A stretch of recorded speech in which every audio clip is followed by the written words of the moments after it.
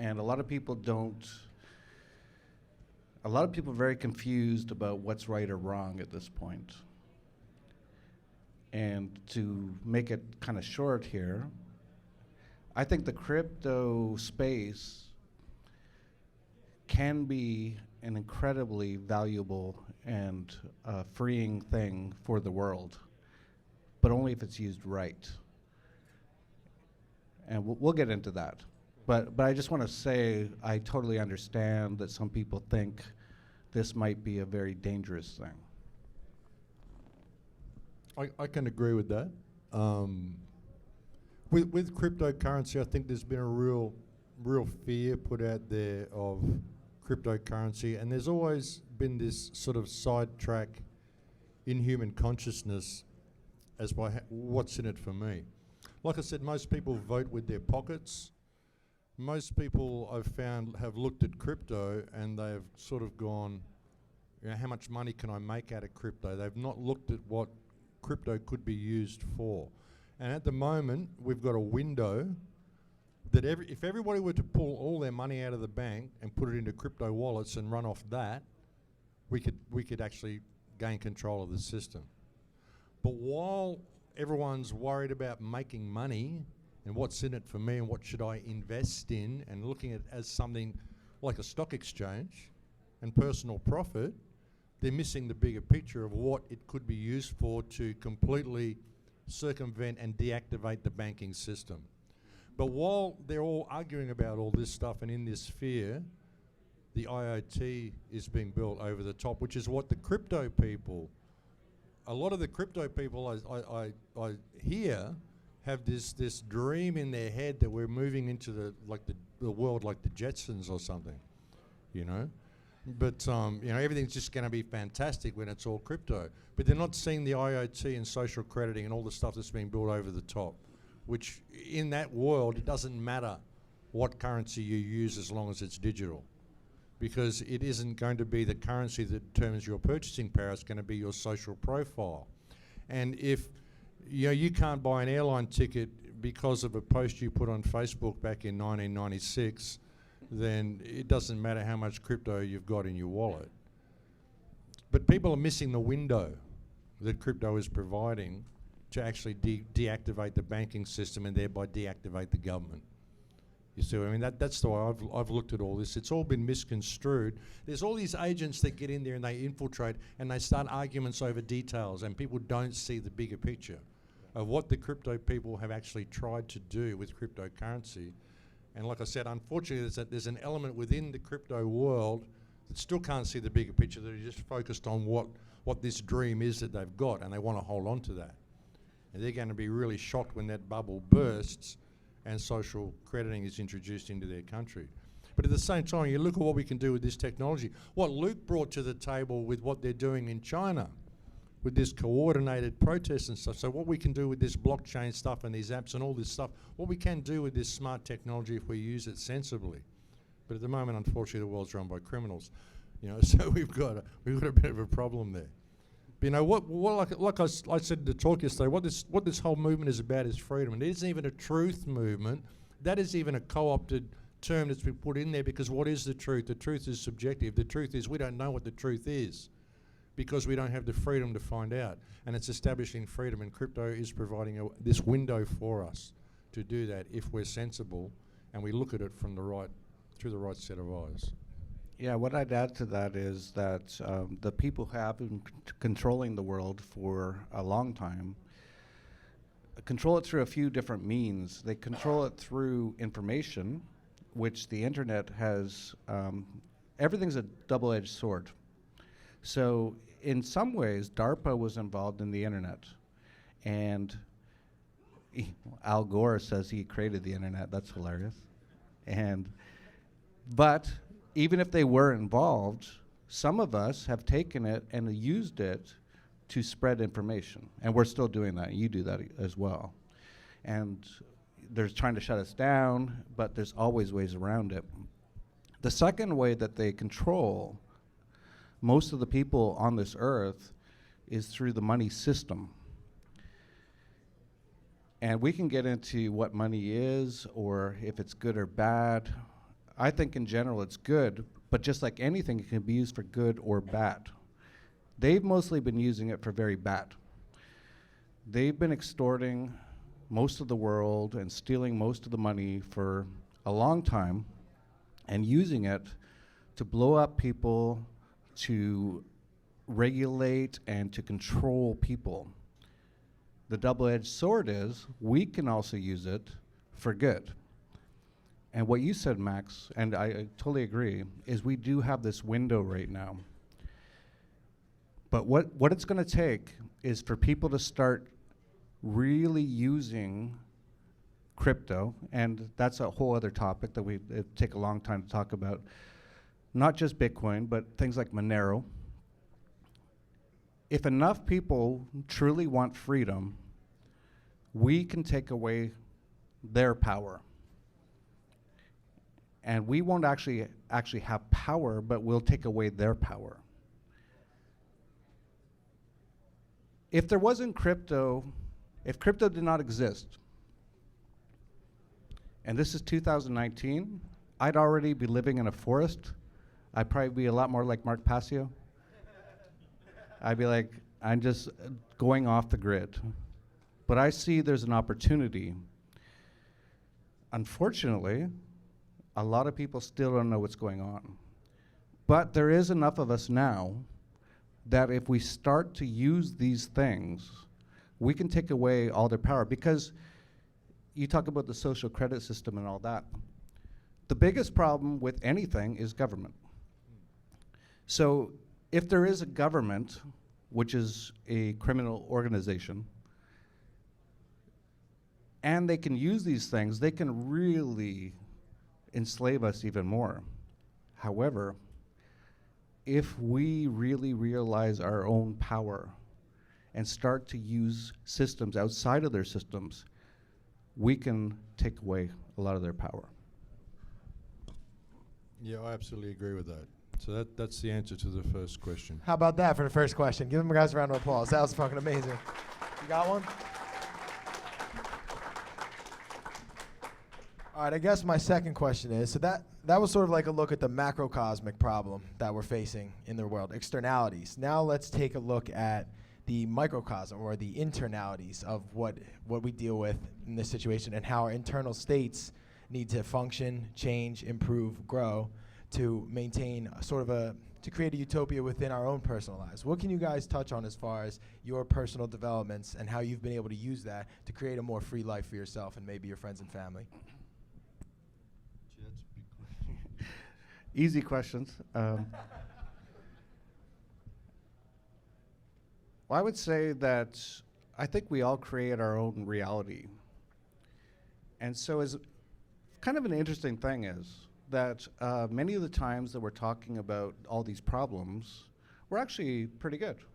Like, you're okay, I'm okay, you guys are okay, no one's dying right now.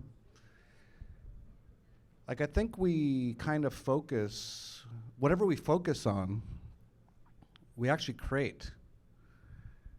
So what I would say is, and I think you mentioned a word, was it oasis or utopia? Here's the thing, there's no utopia. Life is about ups and downs and rounds, and it's very brightly colored. Someone said that, Bill Hicks. I think we're always going to have problems, but it's how we deal with them. I'm not even sure what the question was exactly. Utopia. But what I would say is, if you're sitting there and you're very worried and you're very fearful about what's going on, you're going to have a bad time. But if you're not, if you can figure out how to not be that way, you will actually create a world around you that won't be all that bad. Like, I could even be in a jail cell at this point. I'd probably smuggle in some drinks, maybe some cigarettes. But I wouldn't be all that bad, because I've started to understand that what you focus on, what you think about, actually becomes reality. So if enough of us start to think about and focus on good ways, good solutions to change the world, we absolutely can. And crypto is a big part of that. Okay, I think it was about something like that, and personal development, and yeah. Well, as I said in my talk yesterday, life is an emotional mirror, and that's how we create our own reality. And my life was a train wreck up until I realised that. It really was. I mean, I was my own worst enemy for most of my life. I couldn't figure out why I couldn't function. It's because I had a stake in the outcome of everything. And why would you have a stake in the outcome of this life? You're only here for a breath. What do you really care what happens to the human species, really? I mean, I just do what I do because I can see that there's a better way of doing things, and I'm trying to point that out to people. I think there's kind of an easy way out of this if people could just realise the value that they have. And it's realising that personal value in yourself and beginning and learning to love yourself enough to love others unconditionally. Because really there's only one of us here, if you want to look at it that way. It's just one consciousness experiencing itself subjectively, like Bill Hicks said. That's what it's all about. And the thing is, people have a stake in the outcome of everything. And you've got to be able to expect the unexpected, because you don't know what's going to happen. A plane could fall out of the sky and land on this building any minute. We don't know. You wouldn't know. A truck could come barreling through the wall. You just don't know what's going to happen Like the next. Kool-Aid man. Yeah, you just don't know. Anything could happen, It could be an earthquake. You just don't know what's around the corner. The only thing that's impossible is that which you believe is impossible. And it's those moments of disappointment and all this stuff because we've got a stake in the outcome. And as I said in my talk yesterday, what you've got to be able to do, the trick to getting through life is to be able to face infinity without flinching. It's just all part of the ride. And I've said that same thing. If I was in jail, it's just part of the next chapter. If something happens, it's just part of the next chapter. It's what you do with the information. Because there is no place of enlightenment. There is no area that you're going to get to where you're suddenly sitting on top of a hill wearing robes, all glowing, saying, yes, I got there. The journey is the place. It's what you do with the information along the way. So it's just a matter of processing it. It's sometimes people's failure to process different forms of light because they see that as dark information. That's negative information. All information is light. That's what enlightenment is. It's a breaking down of everything you thought was true, and it's this bringing light to that darkness. It's just people's failure to process certain forms of light. They call it negative. It's simply information. And now you have that information, perhaps you can heal that problem, because you certainly can't heal it without the information to begin with. So, it's just coming to terms with this sort of stuff. That's how I do it anyway. That's my play through this field anyway. We started this conversation on the subject of crypto, and you mentioned things like social crediting and obviously the mass surveillance that goes on all the time. But at the same time, none of us would probably be here without the internet and utilizing these technological advancements as well. Like if the internet was created by the Defense Department, this is still a good result of that. No matter how you look at it. So I guess the question is, how do we utilize and how do we view technologies, whether they're cryptocurrency, the internet? How do we walk that tightrope where we get their benefits, we spread our message, we utilize them for all the good that they can bring without becoming vulnerable to, I guess, being controlled by these said technologies? Super easy questions, thank you.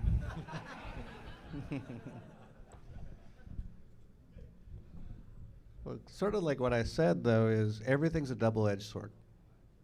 You can use anything for good or for bad. And what is good or bad, right? This is, it's a very funny place that we've been put in here. I don't understand it. It seems very dualistic. Like, for example, if everything was always perfect, if we lived in heaven, we're on the top of the mountain, as you said, we wouldn't even know we were there because there'd be no way to understand it unless we understood that there was something worse, right? So this is a very strange video game that, however you want to describe it, that we're in. If the question is, if you're worried about, oh, crypto's going to enslave us more, only you can enslave yourself. If you feel enslaved, if you feel worried, you've actually created that, in my opinion. However, we do live in this world, and there's a bunch of real fucked up people, sociopaths, whatever you want to call them. They want to control everybody. And if you want to stop that, the way is to use things outside of their control. And in many ways, well, crypto, I'll just say this, crypto came from the cypherpunks. 80s and 90s. You say yes or no? Do you want to say anything about that? I think we're still investigating a little bit of that. Maybe Sure. it's Yeah, I don't. 1995, something like Yeah, that. I'm not sure. I don't, unless I saw it with my own eyes, I don't believe it. However, I know a lot of these cypherpunks. Paul Rosenberg, for example, a lot of you probably don't know him. He's an amazing man. He's going to be speaking in Acapulco. We haven't announced yet, but he was around, and he said it was a bunch of basically anarchists on who, before the internet even existed, knew where this was going, and they said we need to find a way to take the money system and take it away from anyone being able to control it. That's my understanding of it. Now, just like the internet, you know, DARPA was involved. Al Gore created it, sure. There's actually millions of people all doing stuff. But how many people here would say the internet has negatively affected their life or positively? Let's say negative. No one. Positive? Almost everyone, yeah. So even if they created it, if you're what I would consider a good person, we can use it for our own uses. And it would be the same for crypto. I can understand that. There's the problem, if you look at the social crediting system and how it works, it's not necessarily the technology, it's how we use the technology. There's certain aspects of it. The way we're doing the trade-off between real-world skills for convenience via technology. We're not just using the technology for communication, we're not just using it for making videos and getting the message out and all that sort of stuff. We're using all these little apps to do things for us. We're getting little smart devices. We're getting smart devices to open our homes and open our cars, and we're letting everything go that direction, and we're losing our life skills in that process. And that's where the control aspect of it comes into it. We're being led into this. I'm trying to stop the peas popping. It's because there's no dust cover. It's because the 57. 58's better. 58's better. I'm a sound engineer. This is a good snare drum, Mike. But it's the trade-off between convenience, you know, that we're having with all this smart grid that's going with the technology.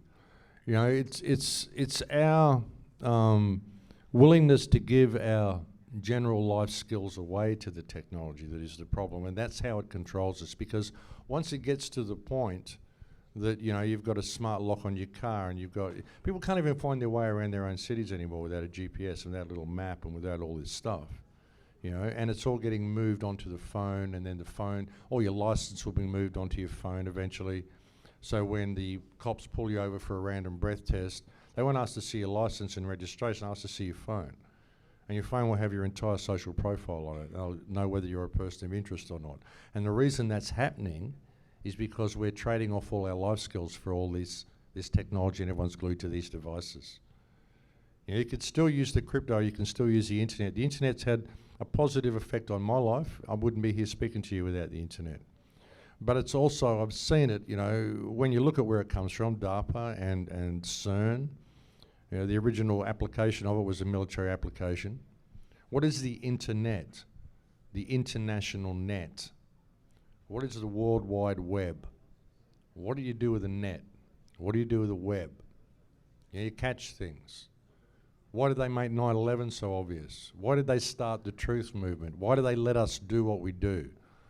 Why have they now started bringing in censorship on the internet to turn it into us and them? To segregate everybody so that we can't even get our message out to them anymore, so then we can just start disappearing.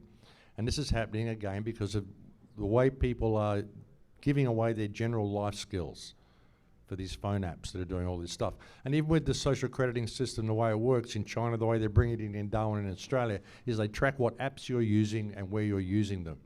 That's how they track what you're doing. It's all these little apps and all this stuff. That's the problem. See, like it's a double-edged sword. The internet's got a lot of huge benefits, but we've got to see this trade-off. We can't give our life skills away. We can't let it go cashless. You know, we can't let it all go digital. We can't allow digital locks. We can't allow I was talking to someone here today. They wanted to show me some information they had, but they didn't have it because it's on the cloud, and they can't access the cloud because they don't have their password or something, whatever, you know. Well, what's it doing on the cloud? What is the cloud? My information's on the cloud, is it? It's not in the filing cabinet over there anymore. It's on the cloud.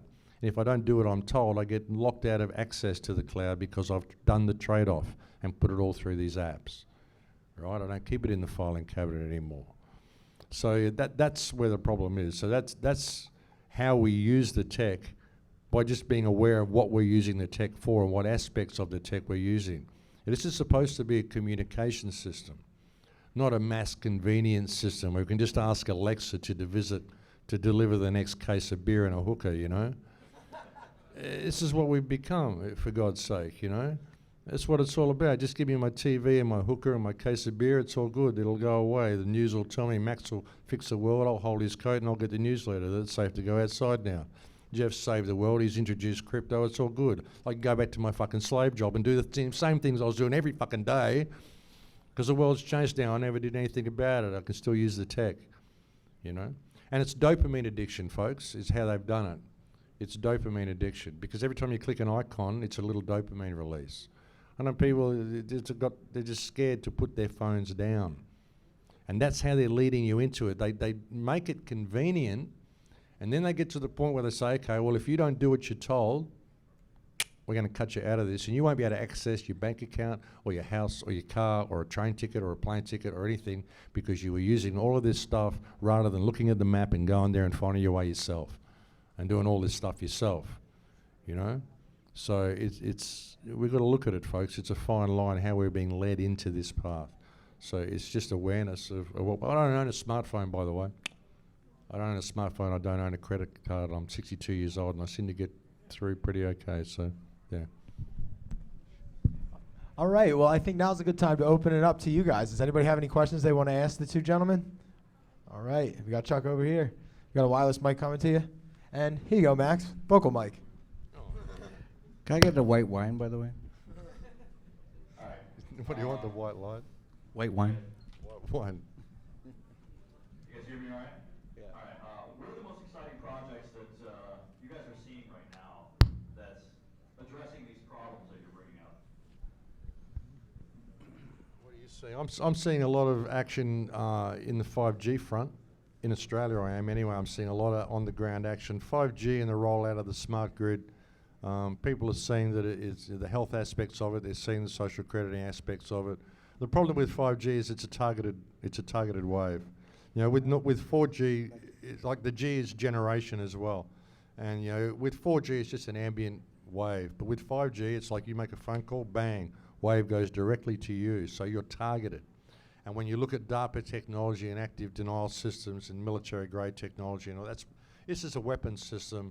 Communication is a side thing. It's a bonus that you can do with this weapons system. But it's basically a weapons system. I'm seeing a lot of action against that in my own community in Australia and around the world. So that's a positive thing, because they need the 5G carrier wave to run the Internet of Things.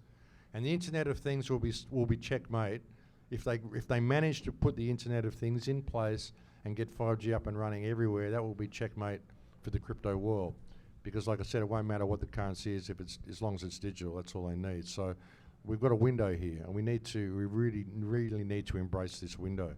And I'm with Jeff. I'd like to see everybody use crypto right now and embrace this window and pull the rug out from under them before they've got a chance to roll this out. Because if we debate about it for another year or two, it's going to be too late. We've got a very, very short window to turn this around. So I am seeing positive action on it though, with 5G anyway. Jeff? Is that a proponent? Are you saying you want 5G to roll out? No, I don't want 5G rolled out. We're stopping it being rolled out. There's a lot of action to stop it in Australia. Oh, absolutely. Like we're using, we're seeing it as an assault. We've got great criminal codes. The way we're doing it, we're using the criminal code of each state, find out what constitutes an assault in your state. Because in a normal democratic society, you're entitled to quiet enjoyment in the comfort of your own home. That's what constitutes being a free person, you know, freedom in the pursuit of happiness, you know. So if you can't live in your home in quiet enjoyment of your life, because you're in fear of this electronic tower out there that's pumping this signal, well, you're under an assault. And the politician that legislated that telco could put that there is the one who assaulted you.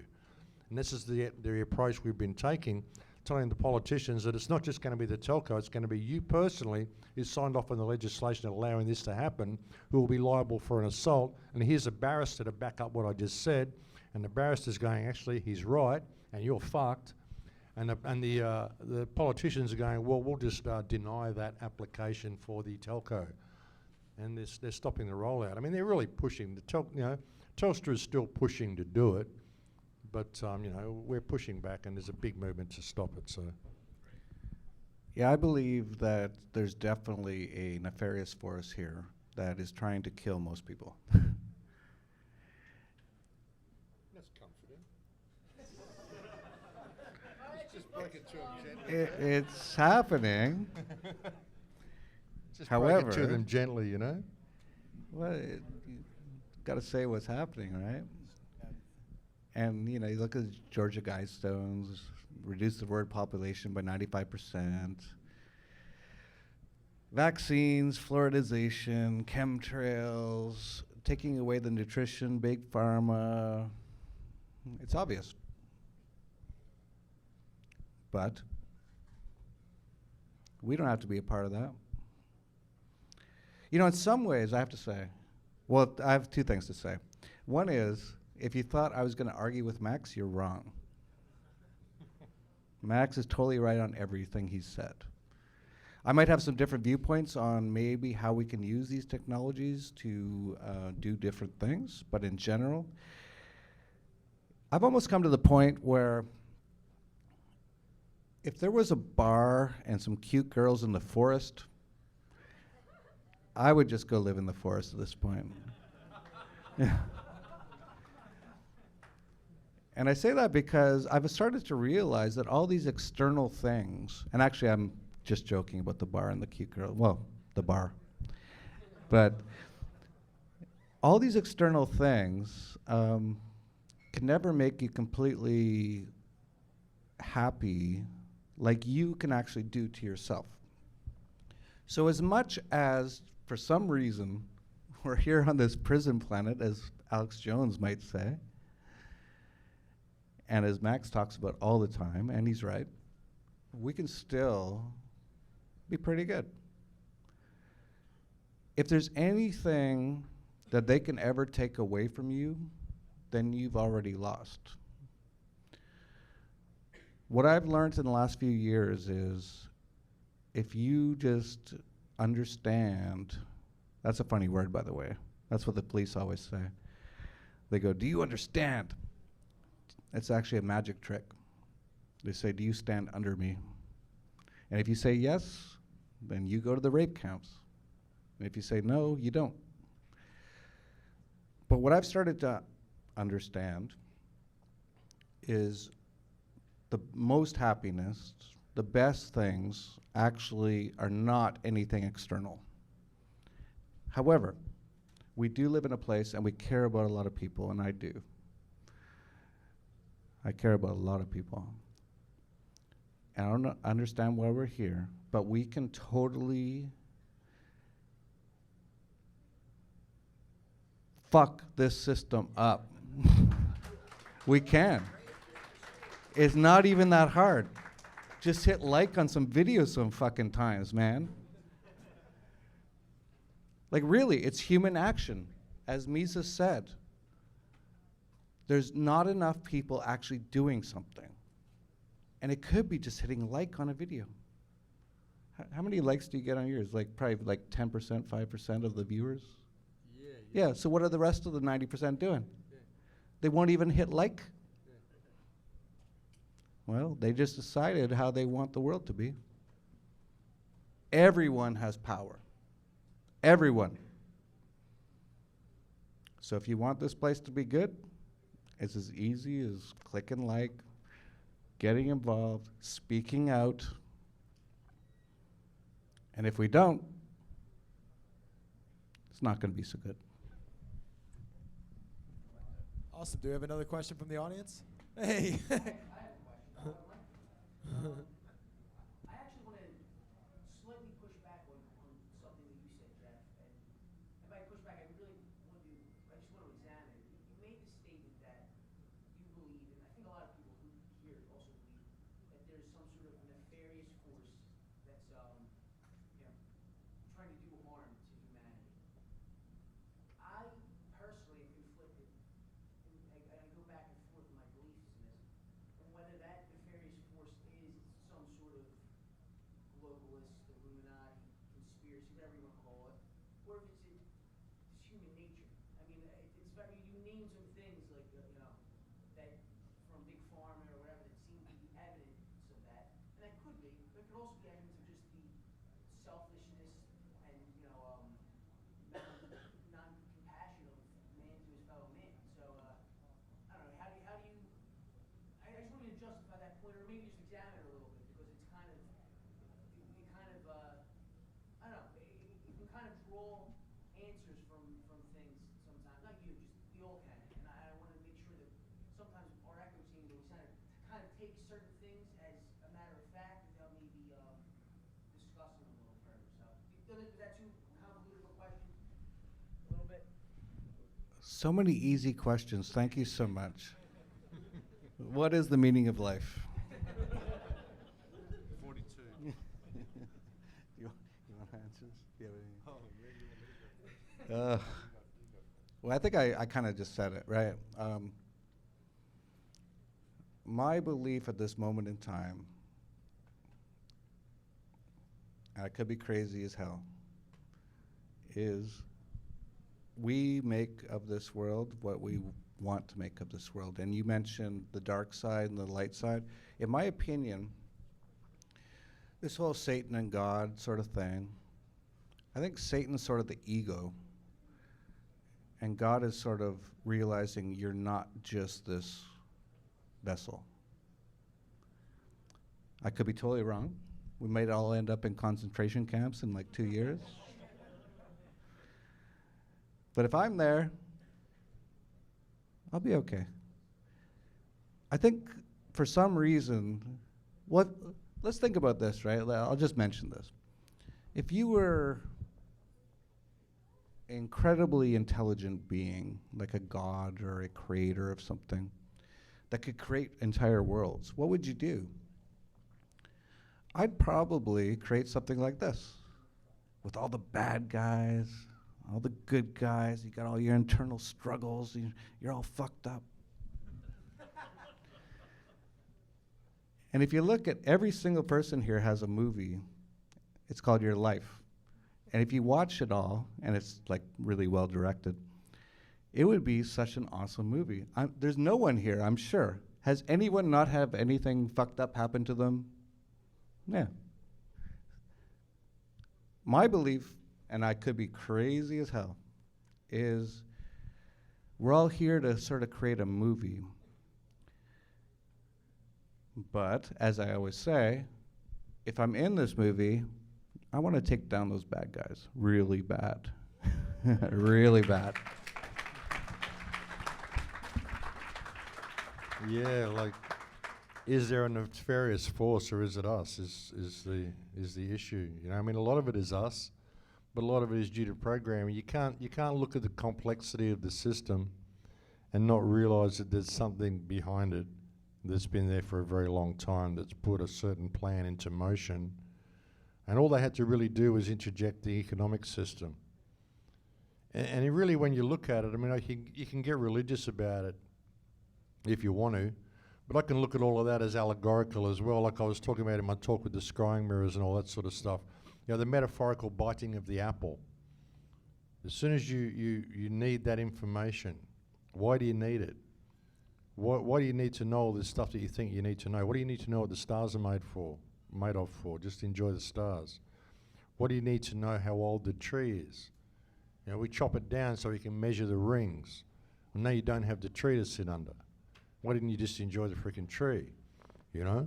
We do all this stuff, you know. As soon as we start tearing the earth apart to find out what it's made of, we cease to love it. And we left the path of wisdom. And we started to value information and knowledge over wisdom. You know, so that metaphorical biting of the apple leads to we want to know more and more and more and more about all this stuff. When we get all this information, what do we do with it? You know, and the need for that information creates a need for automation, which creates a need for a monetary system, which creates a need for the internet, which creates a need for all this shit that we've created. So yeah, we create it. It's the moment we stepped off that path of wisdom and started to value knowledge over wisdom. So is there a nefarious force? Is it us? Do we manifest it ourselves? Is this a cyclic thing? Is there human consciousness simply trapped in this loop? And like I was alluding to yesterday, are these scrying mirrors and all these things, all these sigils and all these messages left there to warn us of what happens? We get to the end of the cycle and we give all our power to this system. It takes everything away from us and just leaves us and we get cold and they start again. We've got to get out of that loop. So is there a controlling hand? I mean, maybe. Are they bad or is it us? Maybe. You know, the problem is with wanting to know who they are is that I can prove it's anybody you want. You tell me who you want to blame, whether it's the Jesuits or the Jews or the Freemasons or aliens or whoever, and give me 2 days, I'll prepare a slideshow to convince you that you're completely correct. Because all the information is put out there for me to do that, which is exactly why it's been put out there. Because the truth is we don't know what the truth is. So yeah, we create a lot of this ourselves due to our participation in it, by us stepping outside our moral compass, our tolerance of wrong behaviour, as Marx has tried to drum into people for the last 10 years. You know, it's that simple decision in our mind. You know what's right, you know what's wrong. You don't need anyone to define it for you. Give me a break, you know. We all know what we're fucking doing, but we do it anyway. You know, when you can look at this place as a maybe this is even a test, a soul harvest, and like I said yesterday, it's about how you die, it's about the decision you make. How much are you prepared to be pushed before you say, no, fuck you, I'm not going to do this shit anymore. I have value, I'm going to do something else. I'm actually going to be a nice person and look at this experience and just live my life in the wonderment of life. Life is so freaking awesome, folks. Just how can you not be in awe just at the fact that we can be, this is a single consciousness interacting, and look outside of the trees and the shit and just look at this stuff. Look what we've got. How can you not be in complete awe every moment of every day? Just the fact that you're alive. Where's the problem? You know, so yeah, I think we do a lot of it ourselves, but yeah, and again, I think there is a controlling hand, but even is that us or is that the AI already? Like I said, I can prove it's anyone you want, you know, but you know, ultimately it's down to the choices we make and the moral compass that we choose to allow to aim us. Wow, that was awesome. I love you, Max. I love you too, brother.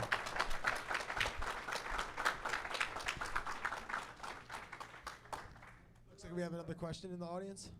Right here, front row. Great debate, right? I love these anarchist debates. I fucking hate you, man. Like Yeah, you're so fucking wrong, Max. you know? You're so wrong. You fool. I'm going to answer a question that you asked, Jeff, and that's going to lead me to my question for you both. You asked, why don't people put likes on your videos? Because we're not logged in. All right?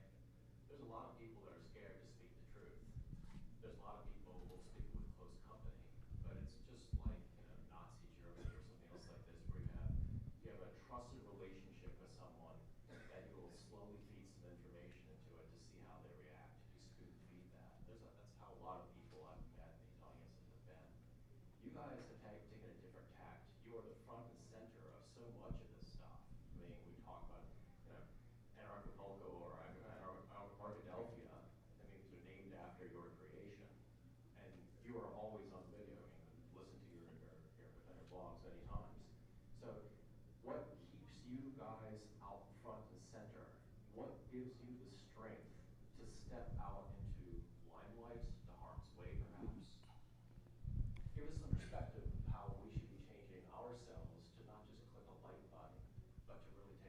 step would be you guys. This world will change the moment you guys stop having fear. Or hope. What's stopping you from saying your truth? I know what it is. It's the 12 years of government indoctrination camps, 30 years of watching that television programming. When you guys, and a lot of you already have, but anyone watching, when you wake up, it's over. It's fucking over. That's it. Yeah, look, I just do it because it needs to be done. And I didn't really have a choice. You don't step onto the path of activism or become a dissenter as a career path. It's a good choice, not a good move, folks, if that's what you want to do as a career. But yeah, it's having no stake in the outcome. I live by a philosophy that if you throw yourself to the wind, you can ride it. And I didn't ever plan to do what I'm doing. When I started doing this, I didn't even put my face out there for 4 years. I didn't want anyone to know what I looked like. It wasn't about that, because I never wanted it to be about me. Because, you know, people look at you as some celebrity or something that's going to change the world for them. It's simply the message. And really, all I've said since the beginning is, listen, the world's run by criminals, folks, and we don't have to do this shit. And I've tried to find a million different ways to say that in the hope that I'll reach more and more people to the fact that we don't actually have to do any of this stuff. It's just an idea someone had. And we all went, right, we better do that, no problem. Yes sir, no sir, 3 bags full sir. Somehow we got tricked into that. So yeah, I just do this because it needs to be done. No stake in the outcome. Like I said, it's all part of the journey. I came here to die, it's a given. I'm gonna die at some stage. It's just how I do that. Hey man, I crawled into the tunnels into Gaza because I wanted to have a look. I don't really do fear. It's not part of my vocabulary. So, you know, and that's how they control us, is the fear, our belief in authority. And it's all terrorism. It's because that's what the scholastic system is based in, is based in terrorism. You know, terrorism, the original definition of terrorism, if you look at the old dictionaries, it's violence or the threat of violence carried out against civilians as a means of coercion. So anything you're coerced into doing under threat of punishment, that's called terrorism. And that describes the entire scholastic system. So you ever, like Jack said, 12 years of that shit. Fear, fear, fear, fear. Don't fucking think for yourself. Don't say, don't you, and most people's biggest fear is public speaking. Most people would prefer to die than have to do public speaking. It's bizarre. I mean, I spent my life on stage playing rock and roll guitaring and shit, so I've kind of really used to people. But like I said, I never planned on doing this. But life took everything away from me. It gave me all the skills I needed and all the information I needed to do this, and then it took everything else away from me and didn't give me any other choice. So here I am. Deal with it. You got to put up with it. I'm good. Yeah, I like putting up with it. I love your show. Is there anyone else in the audience with something they'd like to ask the two gentlemen? Oh, all right, get Ken Bozak the mic, son. Get over I here. think we were getting a wind-up before too, were we, or were we good? Huh? Oh, we're yeah, good. got Okay, time for cool. this last We'll one. just go forever. We can do this. I I'm can not do this all staying night. forever. No. I can do this. Well, forever is a long time. Sativa. Oh no, indica in the I like couch. indica, yeah, I I just mean, started with my indica. coffee enemas. It's Indica. fucking awesome. Oh, dude, you haven't done coffee enema? No. We're here at Aaron's event talking about anarchy, cryptocurrency. I want to know, like, where do you see those roads and bridges meeting, and where is the similarity? Basically, events like this are tuning forks. You know, one solid single wavelength coming from two sides of one instrument, anarchy, crypto. What does that frequency look like to you, and why does it resonate with each side so well? Well, you clearly smoke weed with that question. It's all part of the same thing. I mean, crypto could provide anarchy. You know, anarchy being self-governance, which is what it's supposed to be. So it's all part of this. It's not really two different things. But like I said, there's a limited window for that. The problem is people aren't educated enough to understand what true anarchy is. They're not educated enough to govern themselves. You know, we need a transitional period, but what does that look like? You know, it's just a. But I don't think they're coming from two opposite things. I think they're complementing each other, or have the ability to complement each other anyway. The one thing I want to say, because I've heard this, people going, well, crypto is part of the New World Order. It's CIA and all that. Like I said earlier, the internet there was some DARPA, there was some CERN, there was some status involved, obviously, most of them actually. But what have we turned it into, right?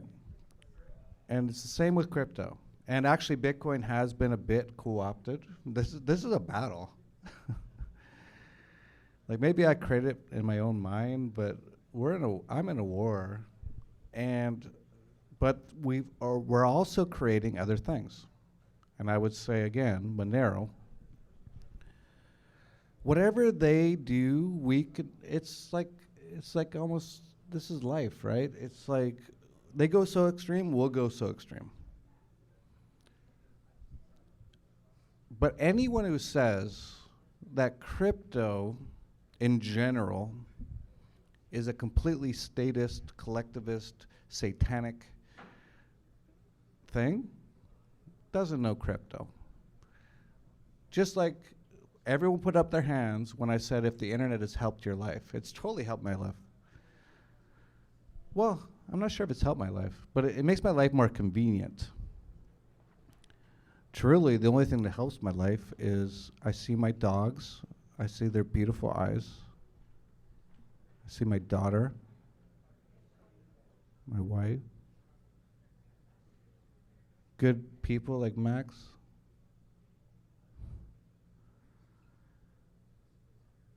We really don't need any of this technology. We don't. But it's cool, whatever. If they're gonna try to fuck us all, we'll use it the other way. I have a small closing question for you guys. We've been talking for a while. I like to ask this to anyone who describes themselves as an anarchist. This is both of you. If you had a magic button in front of you right now, and you could press it and end all governments you know, that means in any way, shape, or form, from the military to municipal trash collection, would you do it? Why or why not? I'll answer really quickly. No, I wouldn't do it just because it's not about.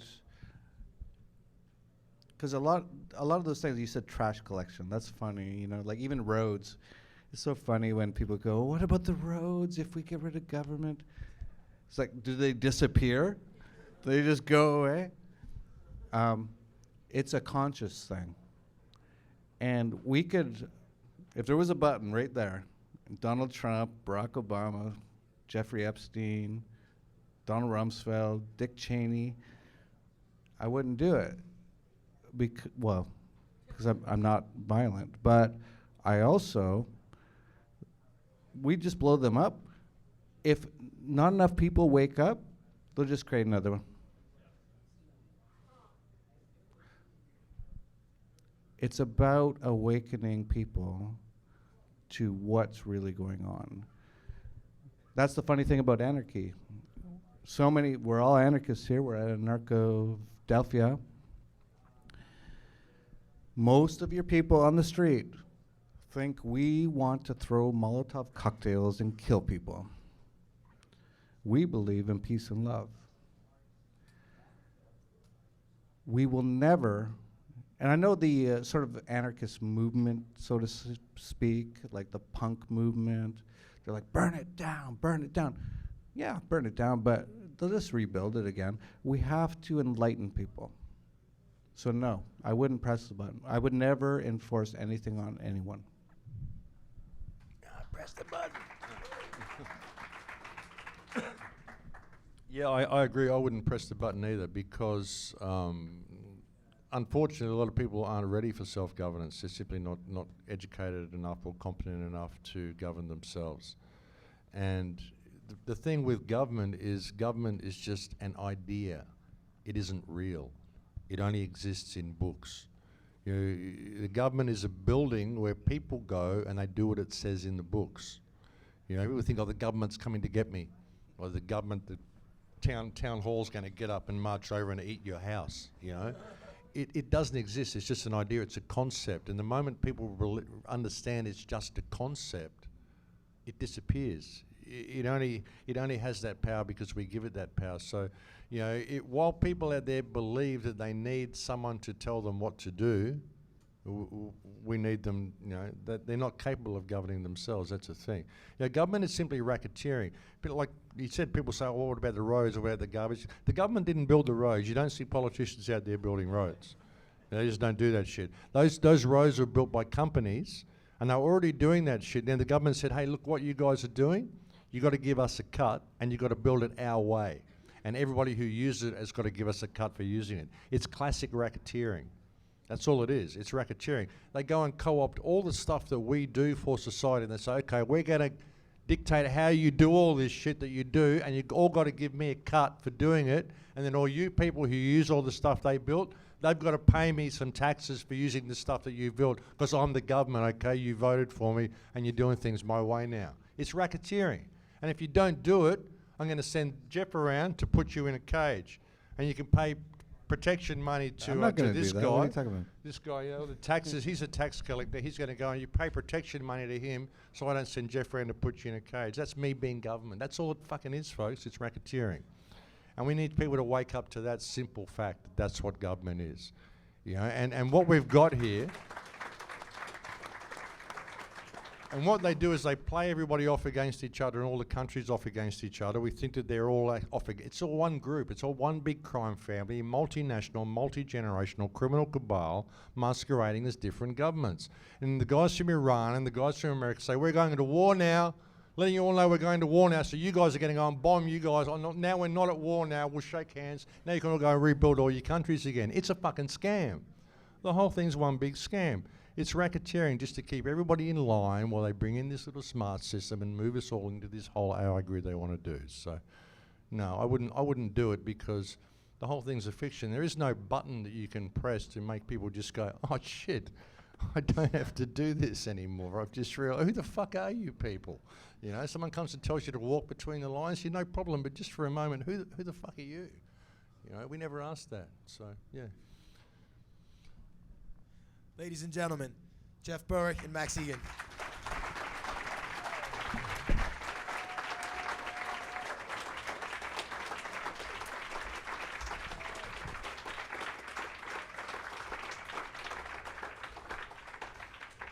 Awesome. Well, coming up next, we have one of my personal favorites as well.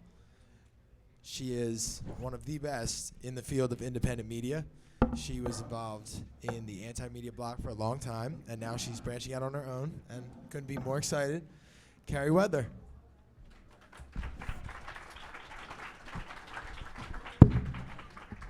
Yeah, I'm still trying to. Yeah.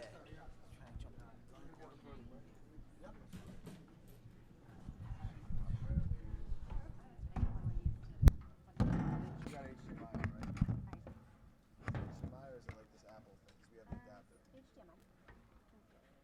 Oh wait, it's not HDMI? Wait, it's on the side.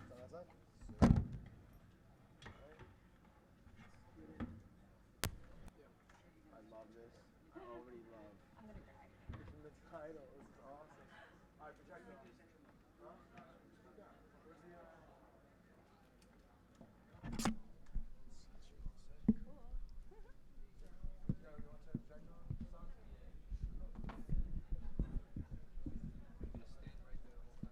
Probably, if that's cool. I got a lot going on, so. Can you guys hear me? No? Yeah? Okay, cool.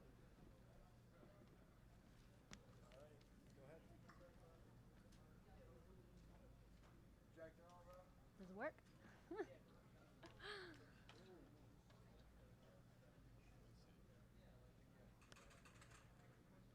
Wow.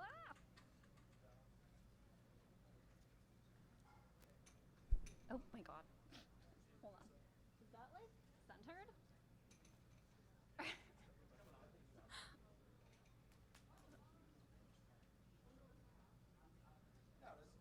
Centered, yay. Hi guys. Sorry, there's a little delay. First, I just want to say hi. I hope you guys are all having a good time. I am. I'm going to take things in a different direction now, and I just want to give a disclaimer that I'm probably going to cry. I'm a crier. Don't worry. Do not be alarmed. I'm fine. You can cry with me. We can cry together. It's all good. Don't worry. And with that, I will begin. All right. So I want to start with a question. Have you guys at any point, can you guys hear me? I feel like I'm such a loud person, and I'm not coming off loud right now. Am I okay? Okay. More? Less? More? We're good? Okay. Woo, let's go. All right. Question for all of you. At any point in your life, whether you were a statist, whether you are an anarchist, whenever it happened, have you ever just felt not okay? Like depressed, sad, angry, lonely, inadequate, unworthy? Any of them? Raise your hand. Yeah, me too. Cool. All right. Well, we are not alone. Whether you are a hardcore statist, whether you're an anarchist, depression is on the rise, anxiety is on the rise, people are suffering. Oh, my startup disk is full. Oh no, and I can't X out of it. Hold on one second. Wait, there we go. Okay, cool. Yeah, my computer is suffering. Everybody's suffering. I gotta clear it off. Okay. I do want to add the caveat that I do think rates are increasing potentially and partially just because people are more willing to talk about it now. There's less of a stigma, so there's more people opening up about it. That may be affecting the rates, but nonetheless, people are having a hard time. There are a lot of people who feel caught and feel trapped. Now I have a second question. So for those of you who are anarchists, in the time since you have been anarchists, have any of you felt depressed, anxious, angry, any of the above because you're just trying to be free and you are, yes, exactly. You are completely blocked or frustrated by a statist society? I'll raise my hand again. Yeah, I think this is a common feeling among many of us. Thank you. I love this meme, but I have found, so I've been in this community since 2011. I started making videos a while ago. And I've been to a lot of these events, I've talked to a lot of people online, and I found a common sentiment. It's not necessarily the rule, but it is common, is a lot of people love to blame the government for all their problems. And there's this mentality of, if only I or humanity could escape the matrix, then I would finally be happy. If only something were different, if only there were some different external factor, then I wouldn't be so unhappy on the inside. Well, there's also the additional layer that many of us really like to mock statists for, being statists and being emotional and stuck in their miserable world of subservience and ignorance, and I'm so guilty of this, especially if you look at my older videos. Like, that's all I ever did was mock people. I use this meme just because all I did was Google sheeple. It's kind of a derogatory term, and one came up. I see sheeple who don't even know they're supporting mass murder and corporate greed. Oh my gosh, okay, yeah, true, okay. So in our often common internal narrative, we have this sense of, here are these other people, these statists, and they're slave to emotions and propaganda, but we're evolved. We're anarchists. We've seen the truth. We've transcended. We're free, right? Well, bear with me here, but I am about to argue that this elevated sense of freedom from statism as being truly free is as delusional as statist thinking they can tax their way to prosperity. But before I get into that, I don't want to trigger anybody. This isn't to say that our philosophy is wrong. Obviously, I believe in the philosophy of freedom. And I would pretty confidently argue that we tend to be more open-minded than your average statist. And I also don't want to act like our feelings of frustration and sadness and feeling alone in response to statism are invalid. They're so valid. I feel them all the time. I'm sure a lot of us do. So I'm not here to disregard these things and act like we shouldn't be feeling this way. How we feel is probably like a completely normal and appropriate response to all the injustice and violence we see in the world. So this is all legitimate. However, while the weight of this adds stress and hopelessness and anxiety and anger, just like all the other humans who are not yet anarchists, we have trauma and programming that is at the very best peripherally related to statism. So an example of that would be if you were hit in your home growing up. That's a trauma in and of itself, and it may make people more willing to submit to violent authority in government, but the problem didn't start with the government, unless we're passing it down from generation. It's interrelated, but there's still something very nuclear. Nuclear family, I mean. So the trauma is very personal, and the rage we feel toward the state is only the tip of the iceberg. But the government becomes a perfect target for us to project and lay blame and be angry, and then we don't have to address our true wounds. So when I talk about these things, I don't feel authentic unless I talk about my own struggles. Like, I don't want to stand up here and be talking about emotional well-being and having these reactive emotions and act like I don't. So I want to give you a personal experience, and this is where I'm probably going to cry. So I used to be editor-in-chief for the Anti-Media, and it was my dream job. You can see our little anarchist symbol up there. We covered all these topics that people like you love to hear about. We covered the police state, the war machine, corruption, literally everything. We would cover disruptive technology, cryptocurrency, and I loved my job so much. I started in 2014, and I became an editor in 2015, and I didn't think I was gonna cry this much. Jeez Louise, not in my practice sessions, but all right, I'm gonna keep going. I knew I was gonna cry, but here we go, waterworks. So yeah, it was, thank you.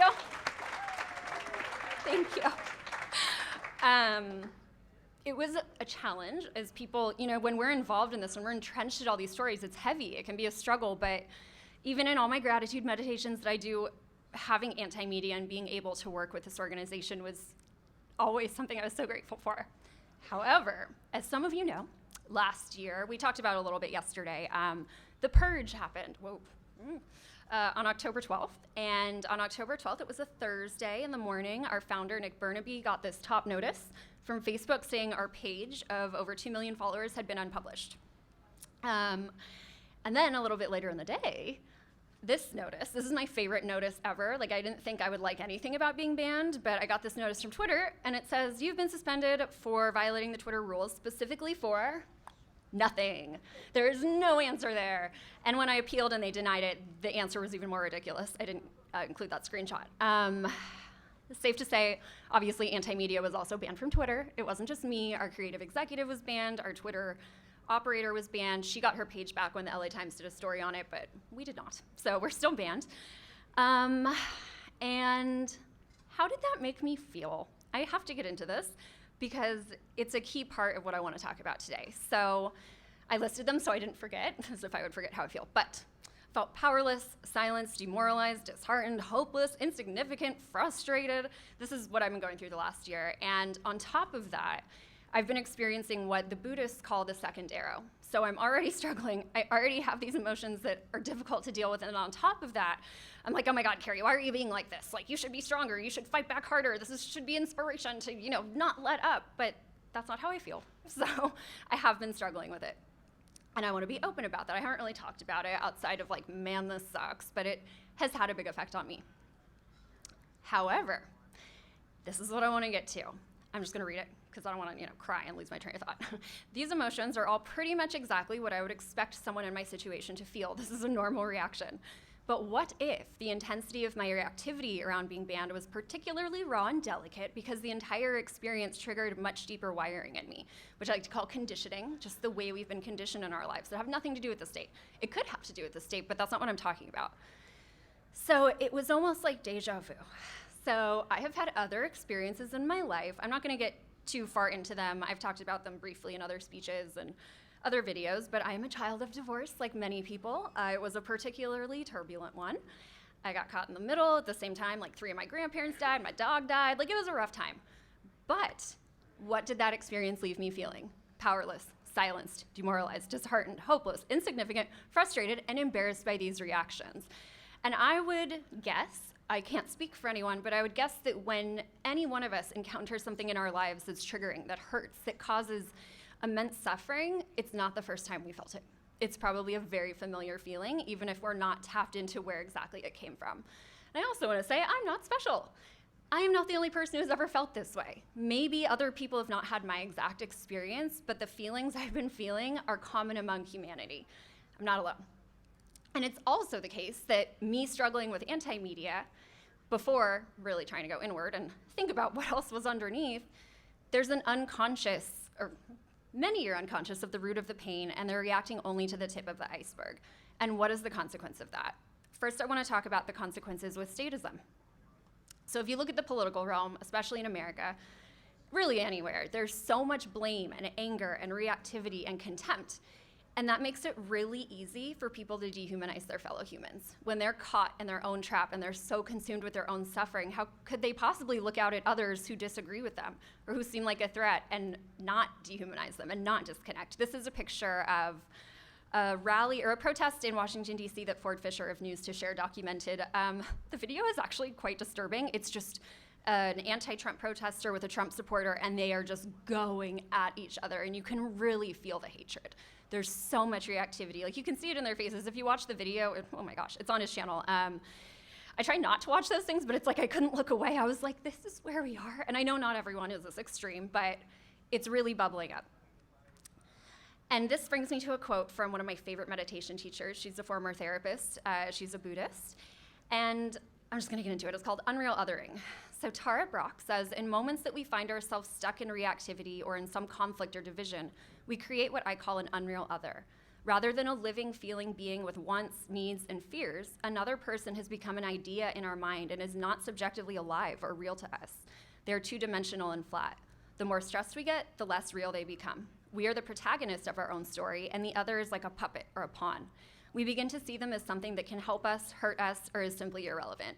And I think that in the political world, it's those last two especially. We see these enemies because of the political system, because of the nature of democracy and majority rule. We see these people who don't agree with us as threats, or as they don't matter. The way some people look at refugees and immigrants, the way other people look at Trump supporters. They've managed to completely disconnect from their humanity. And this really fuels the political system and is a great tool for politicians and the people in the ruling class. And I want to discuss just briefly the lure of why statism is so powerful with this interplay of our internal emotions that maybe we're not conscious of, but definitely drive our behavior. And it's, I think, especially powerful with democracies and republics, because statism, especially democracies and republics, seem to meet all the needs so many of us didn't have met when we were young. And I want to use elections as an example. So when someone votes and they really believe in the system, they feel heard. They feel like they have agency. They feel like they matter. They feel like someone cares about them, even if we can sit here and be like, oh my gosh, okay. But that's the propaganda. That's what people are led to believe. And when you go and you punch that little box, or whatever, I don't vote, I haven't voted in a while, but like whether you tap the screen or you punch the, what's the ballot? The ballot, yeah. You feel like you got something out of it. And it might feel like you're temporarily satisfied. I'm heard, I used my voice, I voted, right? Like there's this gratification and feeling of actualization almost. But eventually that goes away, and then another election comes around, and now we have to vote again. We have to be heard again. Use your voice, be heard. And I think that this is a lot of the reason, this underlying suffering, that people get so corralled into statism, because it's promising them all these things their inner children need, and they may not even know they need. Before I go any further, I just want to get into the shared humanity of all of this. The right-wing keyboard warrior. So I get a lot of comments, or I see a lot of comments. Let's just turn the Middle East into a parking lot. Okay, well, there's some anger there. I think it's a little more likely that the person typing in all caps on the internet, really upset at these strangers they don't know in another part of the world, probably has some underlying anger issues that have nothing to do with those people. And they're acting out, and they're triggered, and they're reactive. But it feels way better to be mad at those other people than to go inward. It's not a conscious decision. They're like, I don't want to feel my feelings. I'm going to be mad at that brown person. No, it's not that. It's just that's the default. Another one, the tantrum-throwing pussy hatter. We've seen the videos of the people with their pink little hats, and they're screaming in the streets, and they're hysterical. They're blaming Donald Trump for all their problems. Again, chances are there might be some trauma there that has absolutely nothing to do with Donald Trump. I think that to have that kind of a reaction to something external, you're dealing with something internally. And now I have one that may not go over well, but I gotta talk about it. So the power-tripping cop. I'm not talking about the sociopaths who are like, I wanna kill people, I'm gonna be a cop, because yes, they exist, and perhaps some of us here would believe that's all of them simply by making that decision. However, I'm gonna go out on a limb here and say maybe there are a few cops who don't just wanna kill, but maybe they are attracted to control or authority. They may not necessarily wanna hurt other people, but if you look at those cops, the ones who are just, getting joy out of writing tickets and ruining people's days, I would guess they probably had some childhood trauma too. And me, then there's me. I'm not a statist, but if you watch my older videos, holy crap, I'm so reactive, I'm so mean, I'm so angry. And again, yes, I understand there's a lot of really effed up stuff going on in the world, but years later, when I looked back on it, I realized like, oh my gosh, this distortion of truth, that's a trigger for me. That's part of my conditioning. This feeling alone in the world and like nobody cares. Oh wow, another thing that happened in my childhood. Oh my gosh, I can't believe it. How coincidental. Why was I so angry? Why was I so triggered? and I'm just going to read from this one because clearly it's long. Hurt people hurt people. Emotional suffering and unconsciousness is bad enough, but projected into the political world, it escalates not only to people being awful to each other, but also to widespread violence and death. As the saying goes, hurt people, and what I see in politics are a bunch of inner children running around with no presence and no awareness. It is a shitstorm of millions of people's unregulated and unprocessed emotions filtered through politics, which gives false refuge and the illusion of having their needs met by an external source, even as people continue to suffer internally. We're grasping, well, not we, we're anarchists, but a lot of people are grasping. They just want a fix. They just want the pain to go away. They don't want to be afraid. They don't want to be struggling. And then you have this big daddy government that comes in and says, I will protect you, I will save you. Whatever flavor of statism you have, that's what government does. But what about the anarchist community? Because I asked earlier, whether you're an anarchist, whether you're a statist, have you ever felt frustrated? We may not be using the guns of government to force people into submission, but there are a lot of people suffering in this community too, because we're human, because humans suffer. It is human to feel pain and to suffer. I've talked about this with a lot of people in the community, and I don't think anyone has disagreed with me. Like, yeah, some of us are sad. A lot of us are struggling. I am one of them. It's an ongoing process. But no matter how free our minds may be, if our hearts are locked up in this programming, we can understand that government is violence and violence is immoral. Yeah, cool, great. But if we're still acting from unconscious behaviors and unhealed wounds, I don't think we're ever gonna really be free. One, because we're not free internally, but two, because we're gonna have trouble relating to each other and connecting with each other, as well as ourselves. And I don't see that going well in an anarchist society. So, how do you heal though? So before I get into this, I just wanna say that over the last few years, I've noticed a big uptick, both in mainstream society and in the anarchist community, of people who really wanna heal. They don't want to be stuck. They want to help themselves. They're looking for solutions, and I love that, and I really commend that. Whatever the modality, that's so beautiful, and it's so lovely to see. That's my disclaimer. So this is me doing yoga. So let's see, this was 2013, and it was a really rough time in my life. I was already an anarchist, but I was still struggling, because oh my gosh, just changing your philosophy doesn't undo all of your trauma. So I started doing yoga, and I went to I'd gone to a couple classes, didn't really connect with it. The third class I went to, I walked out feeling like, oh my gosh, I finally have some peace. I don't remember the last time I had peace. And I actually, for the first time since I was like 9 years old, I felt like myself. It was like I had removed some barriers and I was finally connected with myself. So I'm like, this is it. Yoga's my thing. Yoga's gonna fix me. I'm gonna go do it 5 times a week and it's gonna make me happy and I'm never gonna have to worry about any of that again. Well, I became a yoga teacher. I got certified. I still do yoga, so I'm not trying to knock yoga, but after a while, all of a sudden, those old familiar feelings started creeping back in. Didn't matter how much yoga I did, didn't matter how much kundalini I did. Still wasn't going anywhere. It was still stuck in me. So then I found meditation, which one of my yoga teacher trainers recommended. Started meditating daily, and I'm like, oh my gosh, this is it. I'm finally at peace. Yeah, cool. I'm gonna be happy now. All I have to do is meditate. But then, of course, some life situation happened and there I went spiraling again. And I did this with many different things. So then it was acupuncture, it was energy healing, it was sweat lodge ceremonies, which are awesome. And I love all of these things, I really do. I still do them. Yoga is a part of my life. I meditate daily. I'm not here to say that these don't add value to people's lives. Yoga and meditation especially are shown in studies to help ease the symptoms and the suffering of anxiety and depression. But why didn't they fix me? Because as much as I love them, and I really, really, really do, my life would be missing if I stopped doing these things, or something would be missing from my life. But as much as I love them, I was unconsciously, and definitely with good intentions, just trying to escape my feelings. I was trying to run away from my pain. Rather than exploring and sitting with my trauma and suffering, which I had absolutely no idea how to do, why would I, of course, I was using these things to try to just get away. And that's an example of what's called spiritual bypassing. I didn't put a definition of this speech, but it's basically using spiritual methods and tactics unintentionally to run away from what's going on inside rather than turn toward it. And that eventually leads to these issues just crying out louder to be heard, which is exactly what happened to me. And I just want to point out, obviously yoga and meditation, all of these things, energy work, acupuncture, sweat lodges, they're obviously far more beneficial than they are detrimental. I recommend all of them, they're awesome. But the mechanism of escape that we really need to be present to, in my opinion, is very similar to people who were addicted to anything, to drugs, to social media, to sex. It's, I can't be here right now, I need something else. I need a fix, I need something to fill me up, I gotta go away. And that is so familiar to me, so I'm not talking about people I don't know. I'm talking about me. So just want to be very clear about that. And so to summarize, all of my deeper issues kept bubbling up and spilling over, and being an anarchist couldn't stop it. So what actually helped? So this is what's helped me. I'm just going to go into them very briefly. And I don't want to spend too much time on them because they're awesome to explore yourself. But my first thing is mindful self-compassion. And this is an amazing book. It's called the Mindful Self-Compassion Workbook.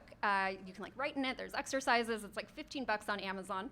It's by Kristen Neff. She's a psychologist as well as a meditation teacher. And the 3 components are, 1, this seems so basic, but it's actually not common, and we're not taught how to do it. How am I feeling? Let me just check in with myself. What emotions am I actually feeling right now? In the workbook, it's like an end of day thing. So it's what did I feel today? So I'm going to go back to my anti-media example. So I feel really hopeless, and I feel powerless, and I feel silenced, etc. Part 2, which I think is really sweet, is checking in with the shared humanity of it. If I feel this way, I mentioned this earlier, other people in the world feel that way too. And for me, that really made me feel less alone, because I think so much of our suffering when we are struggling with these things is feeling like we are the only ones. But at the end of the day, the person sitting next to you has probably felt the same emotion as you at some point. Maybe you're feeling the same thing right now, you don't know. But bringing in that shared humanity helps us reconnect rather than doing that unreal othering thing. And then the third element of mindful self-compassion is talking to yourself like you would a friend. So my internal dialogue, and I've talked to so many people who agree, is kind of mean, right? Get it together, get over it, suck it up, be a champ, get it done. But I would never talk to my best friend that way if she were struggling. If you do, I gently maybe suggest that you find a different way to communicate if your friend is bawling their eyes out and you're nah, get over it. I don't know. That's my opinion, but doing that to yourself is not something we're taught. We're taught to be nice to our friends. We're not taught to be nice to ourselves. And there's so many narratives out there telling us that we're not enough. So of course we're gonna believe that. So it's really shifting the wiring into a kinder attitude towards ourselves. So that's been incredibly helpful for me. The second takes it a little bit further. Some of you may have heard of this. It is called RAIN. It's an acronym. It is a Buddhist practice. And I have learned about it almost exclusively through Tara Brach. I highly recommend her. She's not an anarchist, but oh my gosh, she's so wonderful, and her heart is just so open and full, and she has such amazing wisdom. But it stands for recognize, allow, investigate, and nurture. So recognize is very similar to the self-compassion work. So what am I feeling? Just what's here. Allow sounds really easy, but it can actually be quite difficult because, again, we're so conditioned to run from the discomfort. We're human. Why would we want to feel pain? Why would we want to stay with something that's unpleasant? Of course we're going to run, but the allowing okay, I feel disheartened right now. That's what's here. Tara Brach calls it kind of radical acceptance. Just accept what is. You can't change it in this moment, so the best you can do is allow it to be there.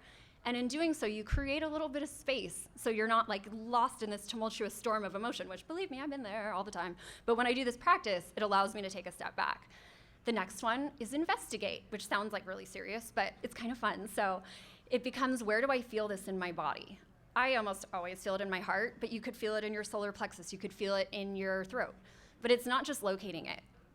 So the next question that is really key is, what am I believing about myself when I'm feeling these feelings?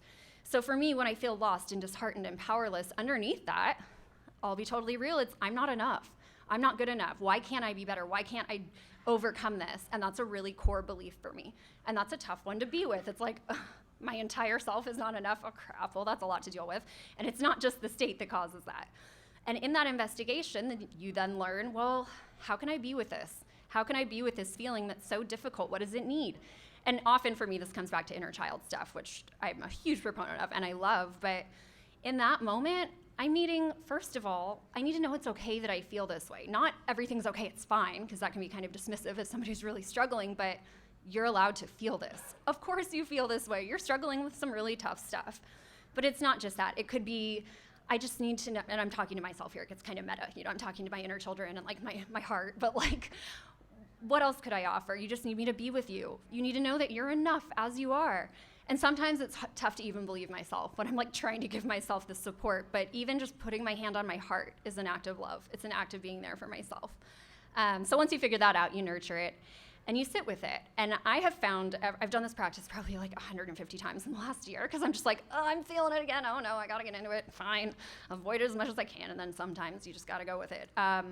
Every time I do this practice, it gives me release and it gives me peace, and I'm so grateful for it. And then I just have one more. And these kind of this is sort of an amalgamation that deals more with the inner child of self-compassion and rain. So I'm just going to read this. We are stepping in to give ourselves what we desperately needed as children and need now in a practice of reparenting that seeks not to fix us or get rid of how we feel, but rather to learn to be with the unavoidable pain that comes with being a human being, and in doing so, not only release and heal some of these feelings, but also deepen our connection with our true self. I just want to note, this doesn't mean that the people who have hurt us in our life are bad. Like, I love my mom and dad. They made some mistakes, you know? And the biggest part of this self-compassion practice for me has then been extending it to them. It's like, oh wait, they're human too. And maybe they were suffering, and maybe they were unconscious of things. That doesn't make them bad, but there is room for both. I can understand that my parents were struggling without condoning some of the mistakes they made and still allowing my hurt to be there. Back to politics, we're almost done. So just as we can hold space for the ways our personal trauma affected us and the suffering of those who inflicted it, we can see the innocent and exploited humanity of those who participate in a corrupt and violent system. And it's not only because they were propagandized into it, but also because the parts of them striving to be heard by government are innocent. And again, it doesn't mean we have to be like, oh, okay, then tread on me, you know, go right on, you're suffering, so by all means. No, it's not that. We can fight back against it, we can challenge it. We can refuse to submit, but we can also not allow ourselves to become numb and disconnected from our fellow humans. We can see that they're suffering too. So I just want to share a quote. This is sort of an occult-themed conference, which I didn't touch on much at all. But I have a quote from someone who talks about it. Her name's Laura Matsu. She's a meditation teacher. Highly recommend following her. She's awesome. It's a little long, but here we go. Before you look for your guru, before you try ayahuasca, before you go into the occult, before you go into the astral realms to try to find the demonic being who is draining your life force, start with the basic psychological issues. Work on your issues with your parents. If you are in an abusive relationship, it's most likely you grew up in a home where abuse occurred and there's some part of you that needs to be healed so that abuse no longer feels like home. If you find yourself being attracted to emotionally unavailable people, find the trauma in your childhood that created the core belief that you are not worthy of love. We often want to jump to far-off places when really the entry point of the patterns in our lives is to be found in the places in our early childhood that we have not addressed yet. Start from the ground up. And I just love that, and I just want to say, this is going to be a lifelong practice for me. It's not like I do rain 3 times, and I sit with my inner child a couple times, and I'm like, oh, done, fixed, cool, I never have to worry. No, these are deeply steeped beliefs. And I kind of find myself doing that with statism as well. It's like I still have these statist tendencies, and then I check it, and it's like, no, Carey, think rationally. No, okay, we're good, got it. But it is an ongoing thing, and it does take commitment. So I'm just going to read. These are my last 2 little points, but I don't want to mess them up. So yes, government causes trauma and suffering, and I do not want to discount that. But even if we become anarchists, we can't keep up our conditioned beliefs and habits and reactivity if we really want to establish and maintain a free society. If we're caught up in our unconscious impulses and conditioning, the worst elements of statism will crop right back up. And just like freedom, true conscious awareness and commitment to individual healing require personal responsibility and taking care of yourself free of dependence on other external sources. And in my humble opinion, we need both to ever be truly free. That's it. Thank you. Oh, thank you. Thank you guys for letting me cry.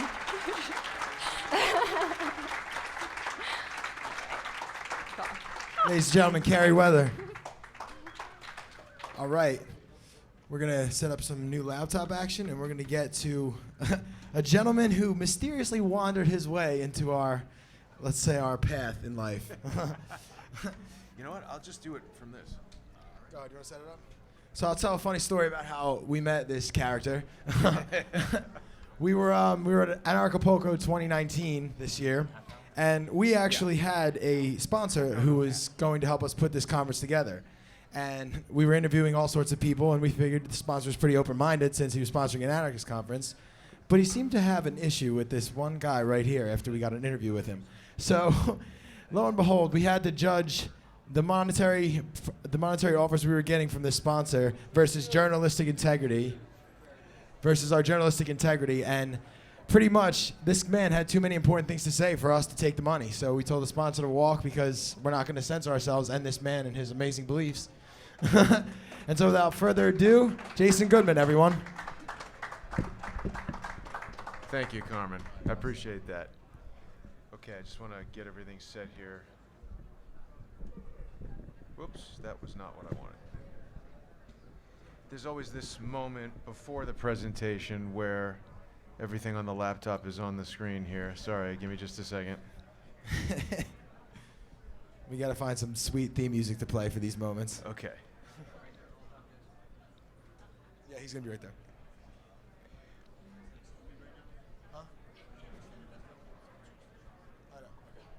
Everyone, Jason Goodman from Crowdsource the Truth. Thanks, everybody. Okay, there we go. So we got a little bit of a compressed crowd. Is there anybody here who has never heard the term social engineering or has any doubts about what social engineering is? If you've never heard it, everybody here knows what it is. Good. So we're going to talk about social engineering. Obviously, everybody knows about social media, Twitter, Facebook, YouTube, all this stuff. So social engineering, in a word, fake news, right? Whether it's happening on a social media platform or CNN or the New York Times or wherever it might be, somebody's trying to convince you that something is not true, something that is not true is, to coerce you into something, to make you believe something, to make you act a certain way. So a lot of people here, everybody is awake to this. Many of us decided the news is fake. We're going to create our own news. Going to do shows, we're going to do events like this, but inevitably we are visited by the trolls. So who are these people? Are they just disgruntled, miscreants in their parents' basements who are eating too many Cheetos and typing out nasty stuff on the computer, or is there something more insidious going on? Could these moronic comments on Twitter and Facebook and YouTube and elsewhere, could they be coming from a centralized government operation or some power structure? It seems maybe difficult to believe. Has everybody here heard about the State Department's Global Engagement Center? Anybody here not heard of that? Okay. I think you're going to find this very interesting. Here we've got an ad, very attractive young woman on her phone. This appeals to a lot of people. Hey, that's me on the subway. That's a girl I might want to talk to. This is something I can relate to. But what's the mission of this Global Engagement Center?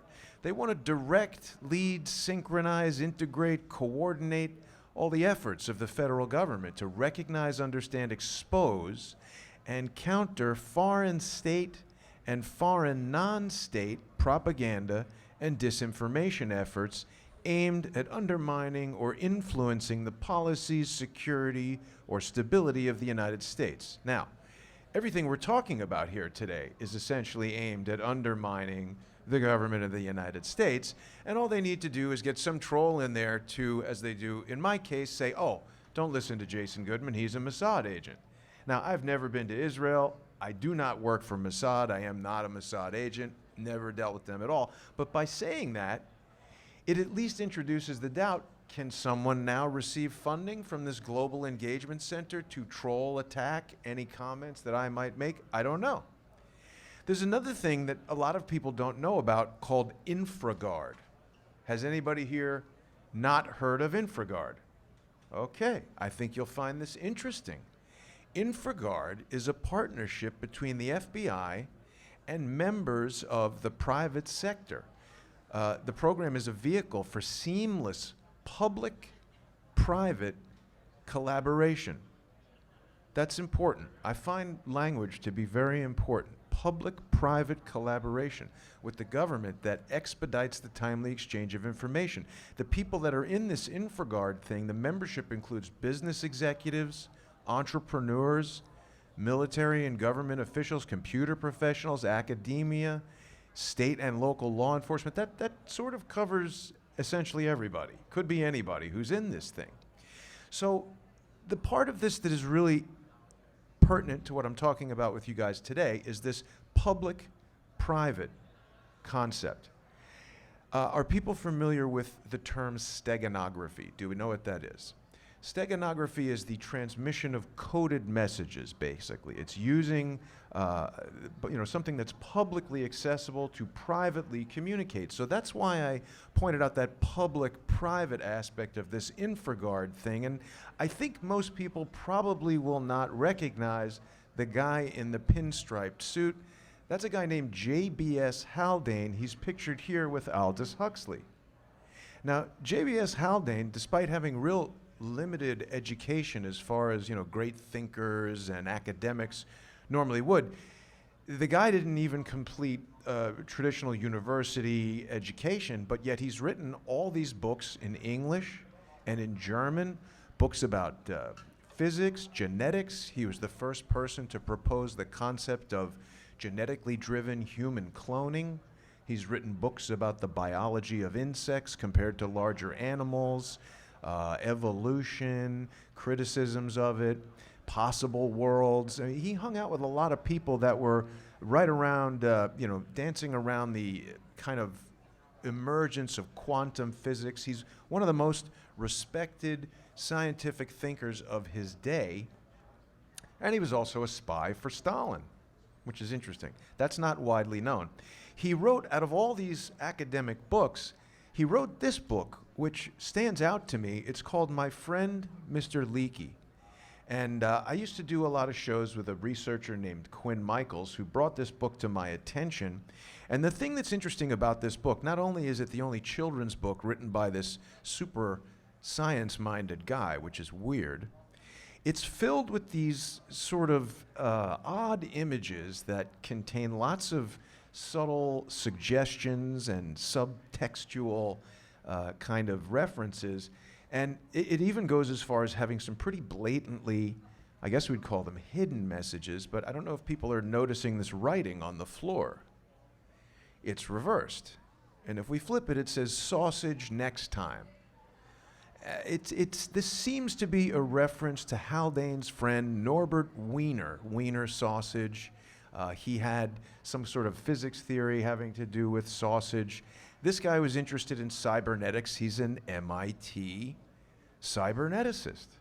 Very interesting. We've got spies hanging out with MIT guys. And I wanted to show everybody the MIT library with all the writings of Mr. Wiener, but strangely, the page we're looking for no longer lives here. It's been scrubbed down the MIT memory hole. Luckily, the archive.org had it, so people can look at some of the stuff that he's written there, but I digress. I want to get back to my main topic here of steganography. It's simply the concealment of messages, private communications within some sort of public forum. And I personally believe that this has been going on a lot, all the time, perhaps. Now, here's an example of a steganographic message in a Washington Post article. This is an article from 1979, written by a journalist named Judith Mann, who unfortunately died in 2006. It's an article about a woman named Christine Marcy, and people who are familiar with David Hawkins and Field McConnell will have noticed David in my earlier slide. David and Field aren't really working together anymore. David and I do a show together every Friday. People who watch Crowdsource the Truth will be familiar with that. But Christine Marcy is the sister of Field McConnell. And in 1979, she was a super great employee. And they were talking about how she had her first child 2.5 years ago. We can see right here, her name is Christine Marcy. And below the fold, as they say, the article continued. And it mentions this person, Mendenhall. The whole article is talking about Christine Marcy, Marcy this, Marcy that, Christine Marcy. Her husband is Eric Marcy. Her maiden name is McConnell. She's the sister of Field McConnell. How do we get Mendenhall? There's no explanation of who this Mendenhall person is, and the entire article is talking about how Christine Marcy is pregnant with a baby that is due in early August of 1979. So I had only ever seen this article in thewashingtonpost.com. I wasn't reading the Washington Post in 1979 when I was a child, but I wanted people to notice this is a photographic reproduction of the paper. This is a scan of the microfilm that I got from the New York Public Library. And if you see that where it's saying the first child 2.5 years ago, we can see some of the disruptions in the type. There's cuts in some of the letters. And I have come to the conclusion that the Washington Post has taken articles from the newspaper prior to, the internet and the digital layout of the newspaper, and they've run a process called OCR, optical character recognition, so they can put all these legacy articles online. Now, people who have ever done OCR to a large document will know that although it's remarkably accurate, it's prone to fail, particularly when we have a low-quality scan like this. So the WashingtonPost.com, as I was reading it, said Christine Mary had her first chili. And it was like, what? This doesn't make any sense. So we figured out that there was this OCR problem happening. And then something really weird happened.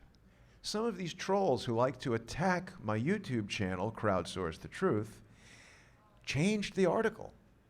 They contacted the Washington Post and said, hey, there's a bunch of typos in this article. So when you go to the WashingtonPost.com now, even the URL that you go to will show that March 25th, 2019, this incredibly obscure article about a person that probably everyone here has never heard of was changed.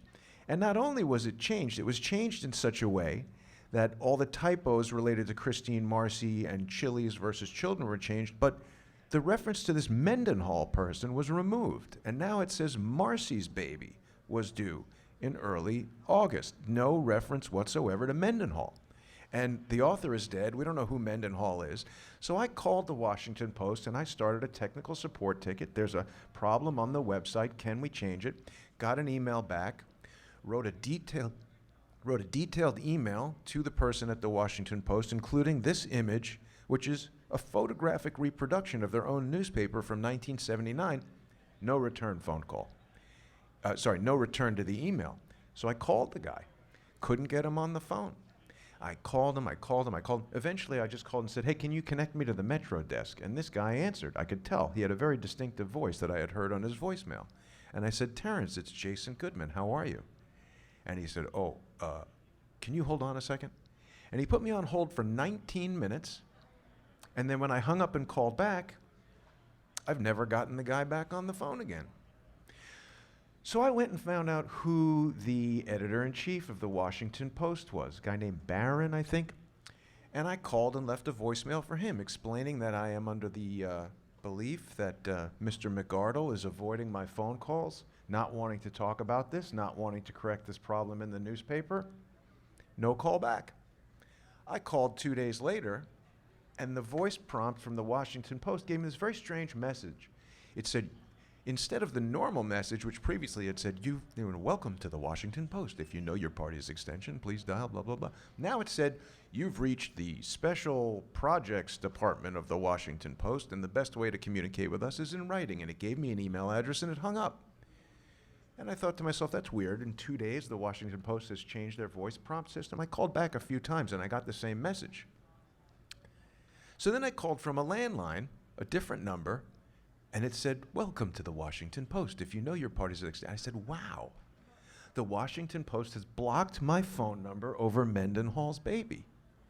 So I called the editor from this alternate phone number, and I got right through to his executive assistant, who was aware of me, aware of this situation, and I thought to myself, my God, Mendenhall's baby has made it all the way up to the editor-in-chief of the Washington Post, to the extent that his executive assistant, I got flies and the monitor is freaking out. The point of the matter is the editor-in-chief of the Washington Post was aware of this. In 1979, it said Mendenhall's baby, and now they said there's nothing they can do to change it. Somehow, unknown social engineers had changed it from what it actually said to something that it didn't say, that there's no way of, how do we know? It seems like it was meant to say Mendenhall, but they changed it. So I want to talk to you about another guy. Do people recognize this guy?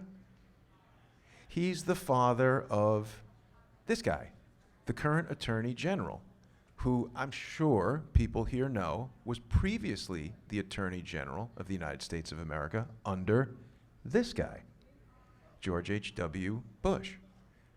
Huge criminal. So Donald Barr, the father of William Barr, which incidentally one of the viewers of Crowdsource the Truth pointed out to me, and I love this because this is what crowdsourcing the truth is all about. A viewer pointed out that Donald Barr, as you may have noticed, has a ridiculous number of pens in his pocket. He has 6 pens in his pocket, which I cannot imagine what one person would need 6 pens for, but he also has them divided by this little divider. And someone pointed out that this was him sending an encoded message with the pens 3-3. So that's pretty interesting. Do people know what this guy has recently become famous for? He hired this guy, who also didn't have the traditional type of university education that you would expect a math and science teacher at one of the most prestigious prep schools in New York City to have. Didn't have a master's degree, a lot of weird stuff about this guy, who also likes to hang out with MIT cyberneticists like Marvin Minsky. Marvin Minsky, incidentally, just today has come out with the extremely classy defense of rape that the victim wanted it. She was entirely willing, according to Minsky. I don't know too much about Minsky, but that's a weird connection. Back to Donald Barr. So Donald Barr was a teacher. He was into academia, wrote a lot of books about education and educational topics, but he also wrote some strange books. He wrote a book called Planet at Arms. He wrote a book called Space Relations about all the planets have been colonized and some interstellar diplomat gets enslaved and he's able to free himself from slavery by getting involved in a sexual relationship with one of the, it's an odd book. And I just found out in the preparation of this presentation, I don't know if he wrote this. This is a pulp, this magazine here, Argosy Weekly, was apparently the first pulp fiction magazine. The author of this one is Donald Barr Chidsey. So I don't know if that's the same guy or a different guy, but it's certainly a strange connection. I'm not at all familiar with Argosy Weekly, but it reminded me of this movie Argo, which was all about how great the CIA is. The movie was fake, but the mission was real. Okay? So this is a little bit of social engineering to get you to feel good about Iran-Contra. Didn't the CIA do a great job? They got these Canadian diplomats to help them free they didn't tell you about the cocaine that they were flying back from Nicaragua after they sold guns to Iran, and how that was a joint mission between the CIA and the Mossad, and how it involved all these guys who sort of seem to know people who know Jeffrey Epstein, who, Donald Barr's son was involved in these 6 incredibly controversial pardons of the people that were involved in Iran-Contra. So it just seems weird how, all these things, these messaging things, it really seems like a way that these guys are sharing messages. Now, when you go back to Jeffrey Epstein here, there's been a lot of reporting about Jeffrey Epstein in the New York Post. As a matter of fact, the narrative has been laid out for us in the New York Post that Jeffrey Epstein committed suicide. This story broke in the New York Post. And well, that seems logical. He's in the MCC in New York. The New York Post is going to have great law enforcement contacts in New York. They're going to know all about it. We've got this picture that's allegedly Epstein, even though Epstein has like a plastic surgery straight nose, and this guy has a very curved nose that looks sort of totally different. We don't know if this person on the table is dead or not. Who's this guy wearing a bulletproof vest? Why do we need a bulletproof vest to handle a dead guy?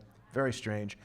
And we also have heard all this information about how the guards were not there and the cameras weren't working. Incidentally, I spoke to the public information officer for the Department of Justice in New York City, and every single question I asked, he had no comment except for the question, can you confirm that the cameras in the jail cell were not working? He said he could not confirm that. That was interesting to me. So anyway, these stories about Jeffrey Epstein's death and suicide were broken by a New York Post journalist by the name of Larry Salona. How many people here have heard of Larry Salona?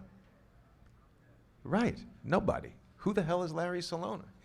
He's not Cy Hirsch, he's not Wolf Blitzer, yet in the movie Eyes Wide Shut, Larry Salona was a journalism consultant, and also his name was used in the byline.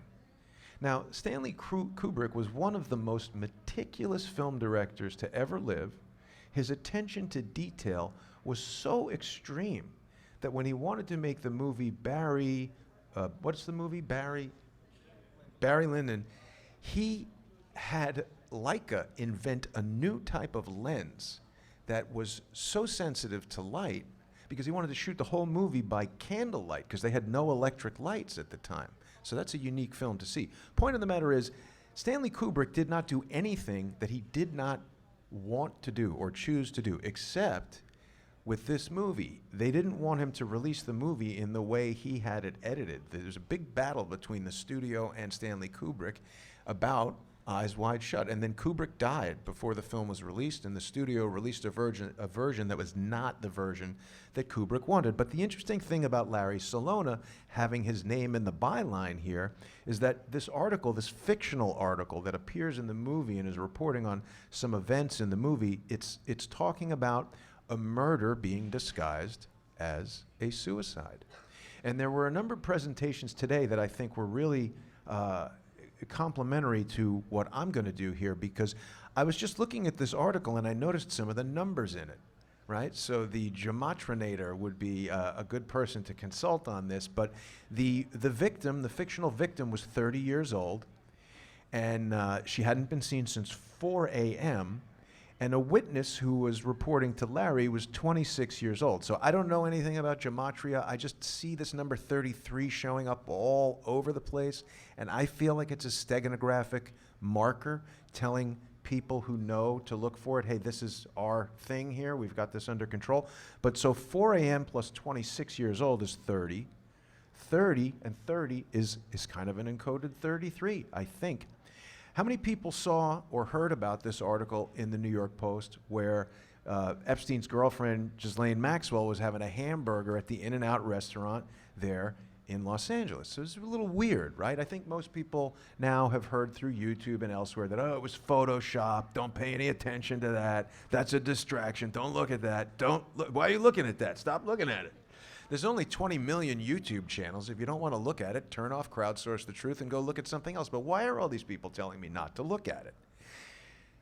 I bet far fewer people heard that just 3 or 4 weeks prior to that article appearing, the New York Post started doing a lot of weird reporting about In-N-Out Burger.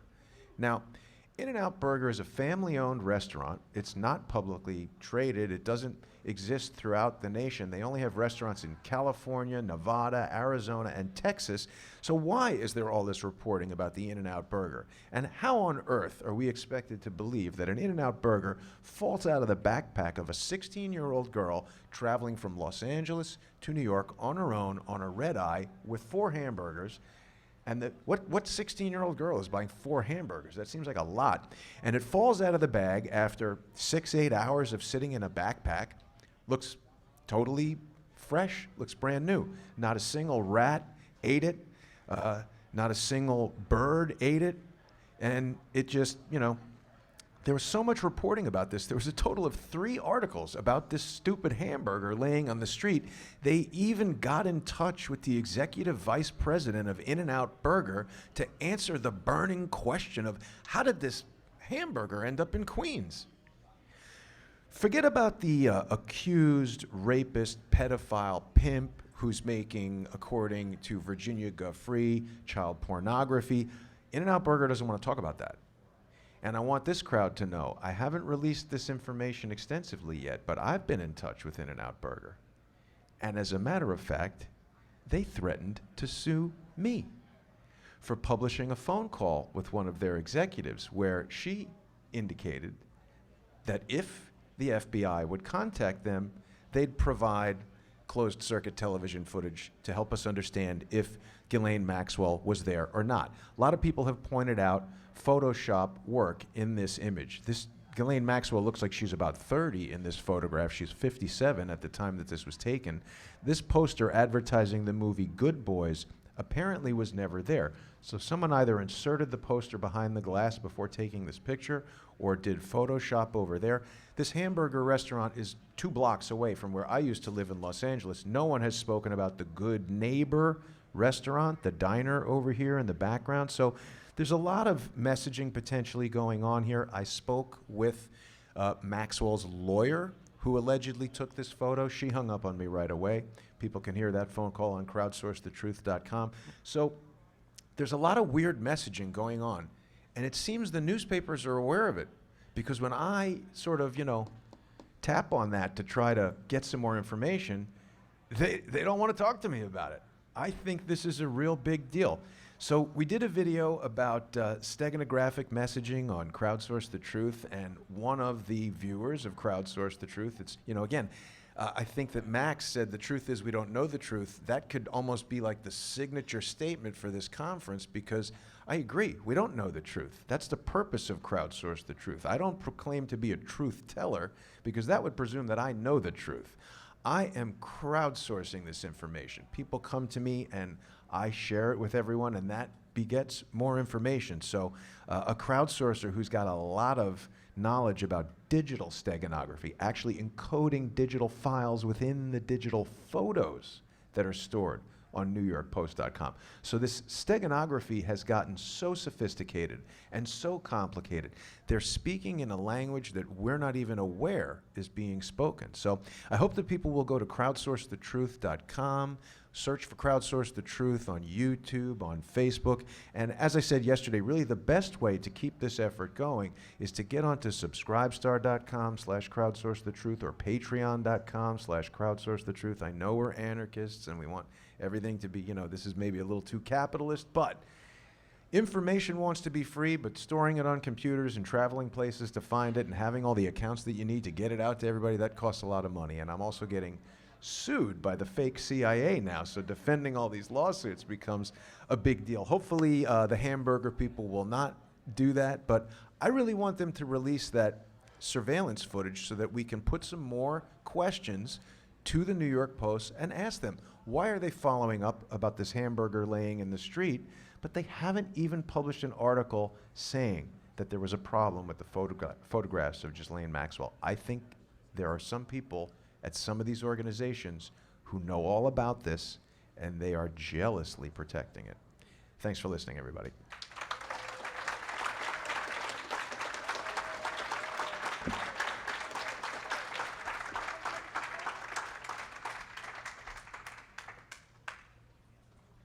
Share one more time for Jason Goodman, Crowdsource the Truth.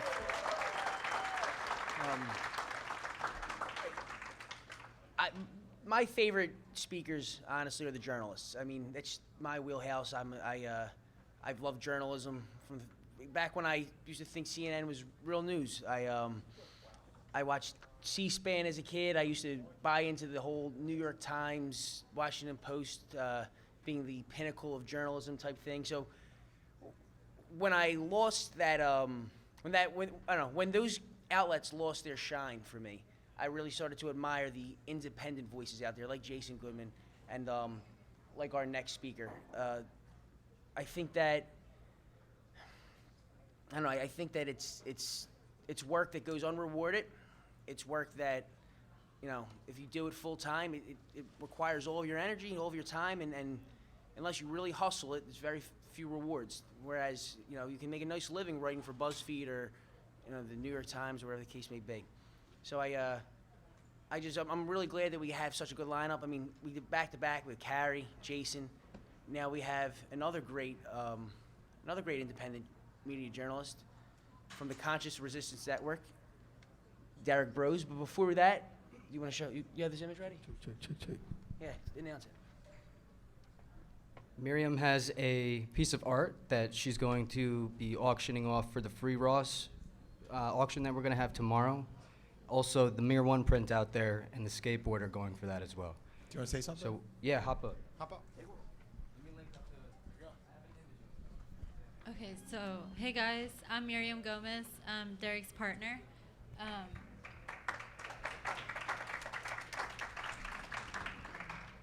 Just wanted to share with you guys that I did find out that there was an auction happening, and I'm also an artist, and I wanted to donate one of my pieces to the auction. And all the proceeds go to Free Ross. And I would burn mandalas. Maybe some of you have seen my mandalas. I'm about to hopefully pull up a picture of the piece that we're auctioning. It's a 2x2 feet wood-burned mandala. This Beautiful. is called Tree. It's nice and heavy piece. It can go up on a wall, on a studio, on your yoga studio, your office, your home, wherever you'd like it. No, I'm kidding. But yeah, 2x2 piece. I think we're starting the auction off at 3:33. 333. Yep. Totally inspired and made with respect towards what I've been learning from a couple of indigenous tribes here in the U.S. And I wanted to make that in respect of that, and because I just really truly appreciate them and everything that they've been teaching me and sharing with me. And so yeah, I just wanted to make you guys aware of it, and I hope you guys are really enjoying the conference, as I am too, and meeting a lot of beautiful people. And Derrick Broze is going up next.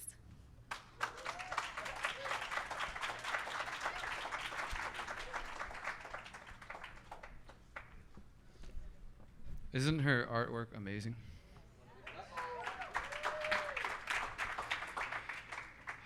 All right, what's up, family? This conference feels like being with friends and family. Some of you guys I've met over the years at various conferences. Who remembers Free Your Mind? Yeah, we got any Free Your Mind veterans here? Cool, so this gives me that nice family Free Your Mind type vibe.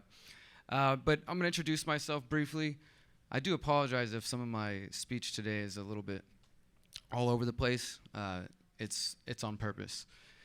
But so for those who don't know, my name is Derrick Broze. I'm a journalist, activist. I have a website and YouTube channel called the Conscious Resistance Network. I've been doing this for the last decade, based in Houston. I have a radio show in Houston, and a lot of my work is based in Houston, not just through YouTube. And up until, I guess, 7 months ago, I've been pretty involved and committed to these various movements, truther movements, conspiracy movement, anarchist movement. But I decided to spend the last 7 months kind of getting out of that bubble, and that's what I'm going to talk about today, or at least my experiences with that and what I've been up to, and maybe some ideas on how we can continue to reach out to meet new people and keep growing these ideas so that we're not just preaching to the choir at events like this, as great as they are. We all know we're preaching to the choir here for the most part. Maybe we're uncovering some new details to the puzzle that we hadn't heard before, but generally, nobody's walking in this door who's not already, pursuing this knowledge. Unless you brought in a friend who's totally like, what the fuck are these people on? Some of you might be thinking that, it's all right. But yeah, so I've been spending the last 10 years, since 2009 is when I started to wake up in Houston, getting into activism, getting into journalism, and then speaking at these conferences since 2013, places like Anarchapulco, speaking in anarchist events, speaking in transformational events, more kind of spiritual events, trying to bring the anarchist message to them, trying to bring the spiritual message to this community. My website, again, is The Conscious Resistance. It's also the name of a book trilogy that I've written, co-authored with my friend John Vibes. And it's, I guess you could say, the philosophy or the kind of movement that we were pushing and continue to push. Essentially, the conscious resistance just means the moment that you realize, the recognition, the understanding, the awareness that the fight for a more free, ethical, and just world isn't going to come from just fighting the institutions of the state or taking down the corporations. Much like Carey Wedler was saying earlier. Anybody hear Carey's talk? It was really good, yeah?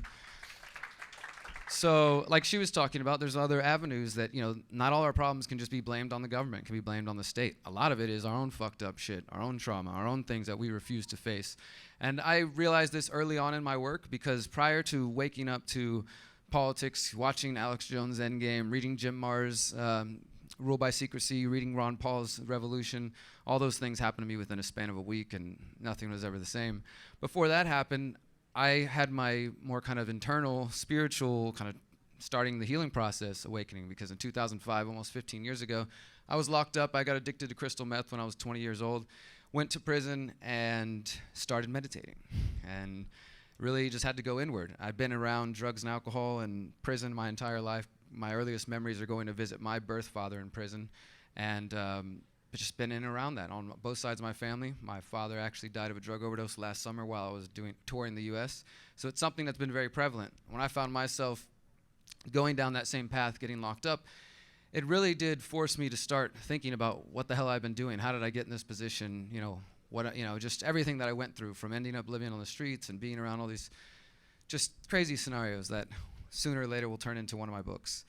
But I went through those experiences, got locked up, and realized this is not the path I want to go on. And two of the things that saved my life in there, journaling every single day, writing down my thoughts, starting to uncover and peel back those layers that I've been so afraid of, understanding, getting to know myself, and seeing where my trauma was coming from and why I was using drugs as an escape. Now, I believe in freedom, of course, and I don't think people should be locked in cages for the things they put in their bodies, including crystal meth, as nasty as it is. I don't think that helps anybody. I needed help because I was super depressed and suicidal, and I was using drugs as an escape. Throwing me in a cage didn't fix me. I chose to, go inwards and to try to start healing that. So journaling every day, just starting to write my thoughts down and go through these things. And it was interesting, as I was locked up, I noticed even my handwriting started to become more precise and more slow, because I was just kind of detaching. Once I accepted, I looked at the calendar, I'm not going anywhere for at least a year. You got to let go of that outside world, and that's a very difficult feeling because you don't want to let go of the free world, as we call it in there. You don't want to let go of it. You want to think about it and call your friends and call your girlfriend every day, but all that does is make every moment go by so slow. So you have to let go. And you have to totally give into that powerlessness that there's not a single person, mom, girlfriend, friend, lawyer who can get you out of that position. And you're there. So what are you going to do with it? Well, you can get educated on other crimes if you like. That option's always there. You can waste away. You can work out a lot. I chose to get to know myself better, and journaling helped me do that every day, just getting to know myself in that way. Then one day I read the newspaper, and on the Saturday section of the Houston Chronicle, they have a religion section where they quote from the Bible, the Torah, the Quran, and occasionally they quote from the Buddhist Bible, the Dhammapada. And there was a verse from the Buddha that I don't remember, but it was something that struck me just so deeply that I immediately needed to learn everything I could about Buddhism and started to dig into that, and then more specifically Zen Buddhism, and then more specifically Zazen sitting meditation. So I had my grandmother send me books and just went down this whole rabbit hole. So those things happened to me in 2005, between 2005 and 2008. I got out of prison for the final time the month before Obama got elected, which is a really interesting time to be re-emerging into the world. People are like, this guy's either going to save the world or he's the Antichrist. I didn't really know much about anything at that point. And I got out and I had the experience of being a felon and being judged in that whole new way. And while I was at a library applying for jobs, I read a book called Cannabis: A History that exposed me to the realities of the drug war and the origins of the drug war, racism, money, government, what else. And that was it was the first book I ever voluntarily took notes on because I was so enthralled by it. I was like, wow, why wasn't I taught this in high school? I was in advanced history classes, and I didn't learn about this. They didn't teach me this version. And that was the beginning of what else did I not learn? And as I said, went down those rabbit holes 10 years later, and here we are. But the spiritual aspect of it, the kind of internal healing happened to me first. So when I started to wake up to the political side, the corporate side of corruption and the kind of physical battle that we deal here, I was already aware of the necessity of working on our trauma and our healing. And so that ultimately became what we call the conscious resistance. And more recently, what I'm referring to as holistic activism or holistic anarchism. And I'll just be brief on this. Usually, I focus a lot on these topics. This is not really going to be the focus of today, but I will give a brief background. Holistic and anarchism, I've noticed, are two of these words that are probably the most overused and misused words out there and misunderstood. You see, when it comes to holistic, you see everything from holistic sex to holistic gardening to holistic cat food to holistic whatever, you name it, there's a holistic version of it. And anarchism, as we know, typically means violence in most people's minds. Or at least that's how the media uses it. So holistic truly means to study whole systems as opposed to breaking them down into individual pieces and different fields of study and different modalities that affects the way you understand a subject. So whether it's holistic psychology, holistic ecology, the study of the entire plant, animals, humans, plants, all as one species, one system.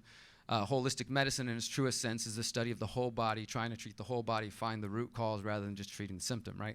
So that's what holistic means. And when you put that together with anarchism, which anarchism is just the simple and beautiful and wonderful idea that we each own ourselves and that we are the masters of our own lives, that we are smart enough, you are good enough, and you are powerful enough to own yourself and to decide what's best for you, and that we don't have to agree on everything. We can have healthy discussion and healthy debate, but that it's immoral, wrong, impractical to force our way on other people, to use violence on other people. That's all anarchism is. So we put that together, holistic anarchism. What is a holistic anarchist? A holistic anarchist is one that does not only point their fingers outwards to these institutions and towards these people and these places, and I've given presentations on the pyramid of power, what I call the pyramid of power, and I've identified who I see and that makes up this system. And that's necessary and it's important. If we don't wake up to these things, we can't start finding solutions, right? So you have to know what the problem is in order to start seeking the solution.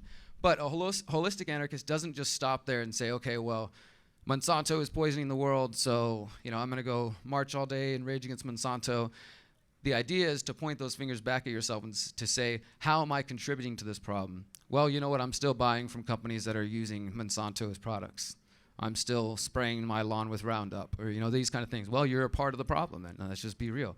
You are working against yourself and your own goals. And we each do this in different ways. This is not a thing of judgment. The whole idea, and I wrote a book all about this called The Holistic Self-Assessment. You can download it for free on my website, about how to look at your entire life and to start to see where your life is out of alignment with your stated goals and principles. Are your everyday habits and practices in line with that? And you'll find areas where you're inconsistent, because we all are, because it's very difficult to be a perfectly consistent principled person in this world. But the idea is that you start thinking holistically about all these areas of your life and not just talking about it on Facebook or not just focusing on one aspect. I think we have to take a full holistic approach. So that's what I call holistic anarchism. And whether you're an anarchist or not, holistic activism, it still applies, across the board. We can each work to getting the pieces of our lives more in alignment with the beliefs that we hold, as opposed to just stating them and talking about them, but actually living. This whole idea that we actually be the change that we want to be, that thing that we all love to shout about, actually doing it. So my work is focused on these topics for years now, and another aspect of that has been the philosophy of agorism and counter-economics, and I don't have time to get into those today, but I would ask anybody who hasn't heard that word, agorism, as in agora, as in the marketplace, like you see over here, agorism and counter-economics. Those are two other big parts of what I believe, and it's essentially just the idea that instead of trying to vote our way out of this thing we're dealing with, instead of trying to violently overthrow them, it won't work.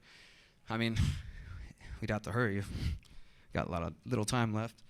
But the idea that instead of taking them head on, instead of just participating only in the system and thinking that voting for a new president is going to fix things, we actively exit and opt out of the system and start pulling not only our moral support, but our money, our time, our energy away from them, building this next stage of humanity. Not so that we can become the masters and the kings and queens of tomorrow, but so that we can create a better world and a better time where people can live free and know that they are the masters of themselves, that they do own themselves, and that they benefit, that we each benefit from respecting each other's self-ownership and respecting the autonomy of each of us as individual, beautiful beings.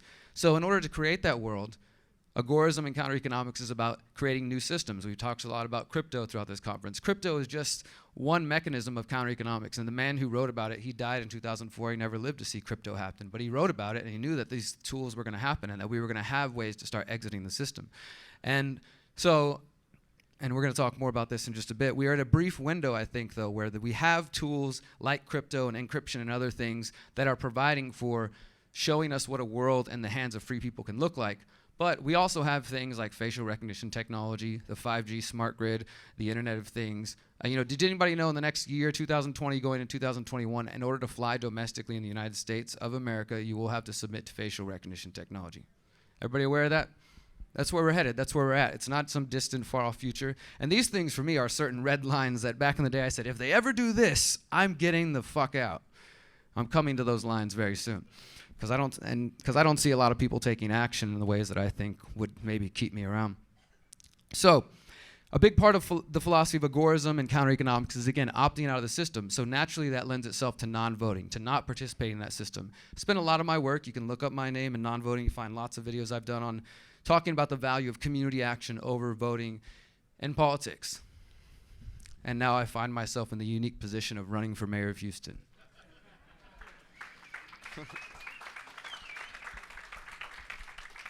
Now, the reason isn't because I've decided I want to be a career politician, I've given up on my anarchist values, or given up on any of the things I've written about and talked about for the last decade. The reason, it's a multi-part answer, but one of them I will say is the lack of action that I see in the world, in my own community in Houston, in the anarchist movement, in the truther movement, in the crypto movement. I don't know how many of us are truly serious about being free. And I say that with all the respect in the world because I recognize that we all have different living situations. We all have different financial situations. The one thing that unites us here is that we want to come talk about crazy things and be around cool people for a weekend, right? We don't agree about all the details, but we're here to have a good time and explore ideas that we know out there are not necessarily welcomed. But beyond that, we all come from different backgrounds. We're going to go home to different places, different experiences. And so I understand that. But when I talk about agorism and I talk about non-voting, the idea is not vote and then do nothing. The idea is that the only way we can actively create change is we have to pull our support from that system and simultaneously build new systems and support new systems to exit from that state. And I do believe this is a generational change, as Samuel Konkin talked about, seeing this happen in stages. So I'm not giving up on thinking that it's going to happen.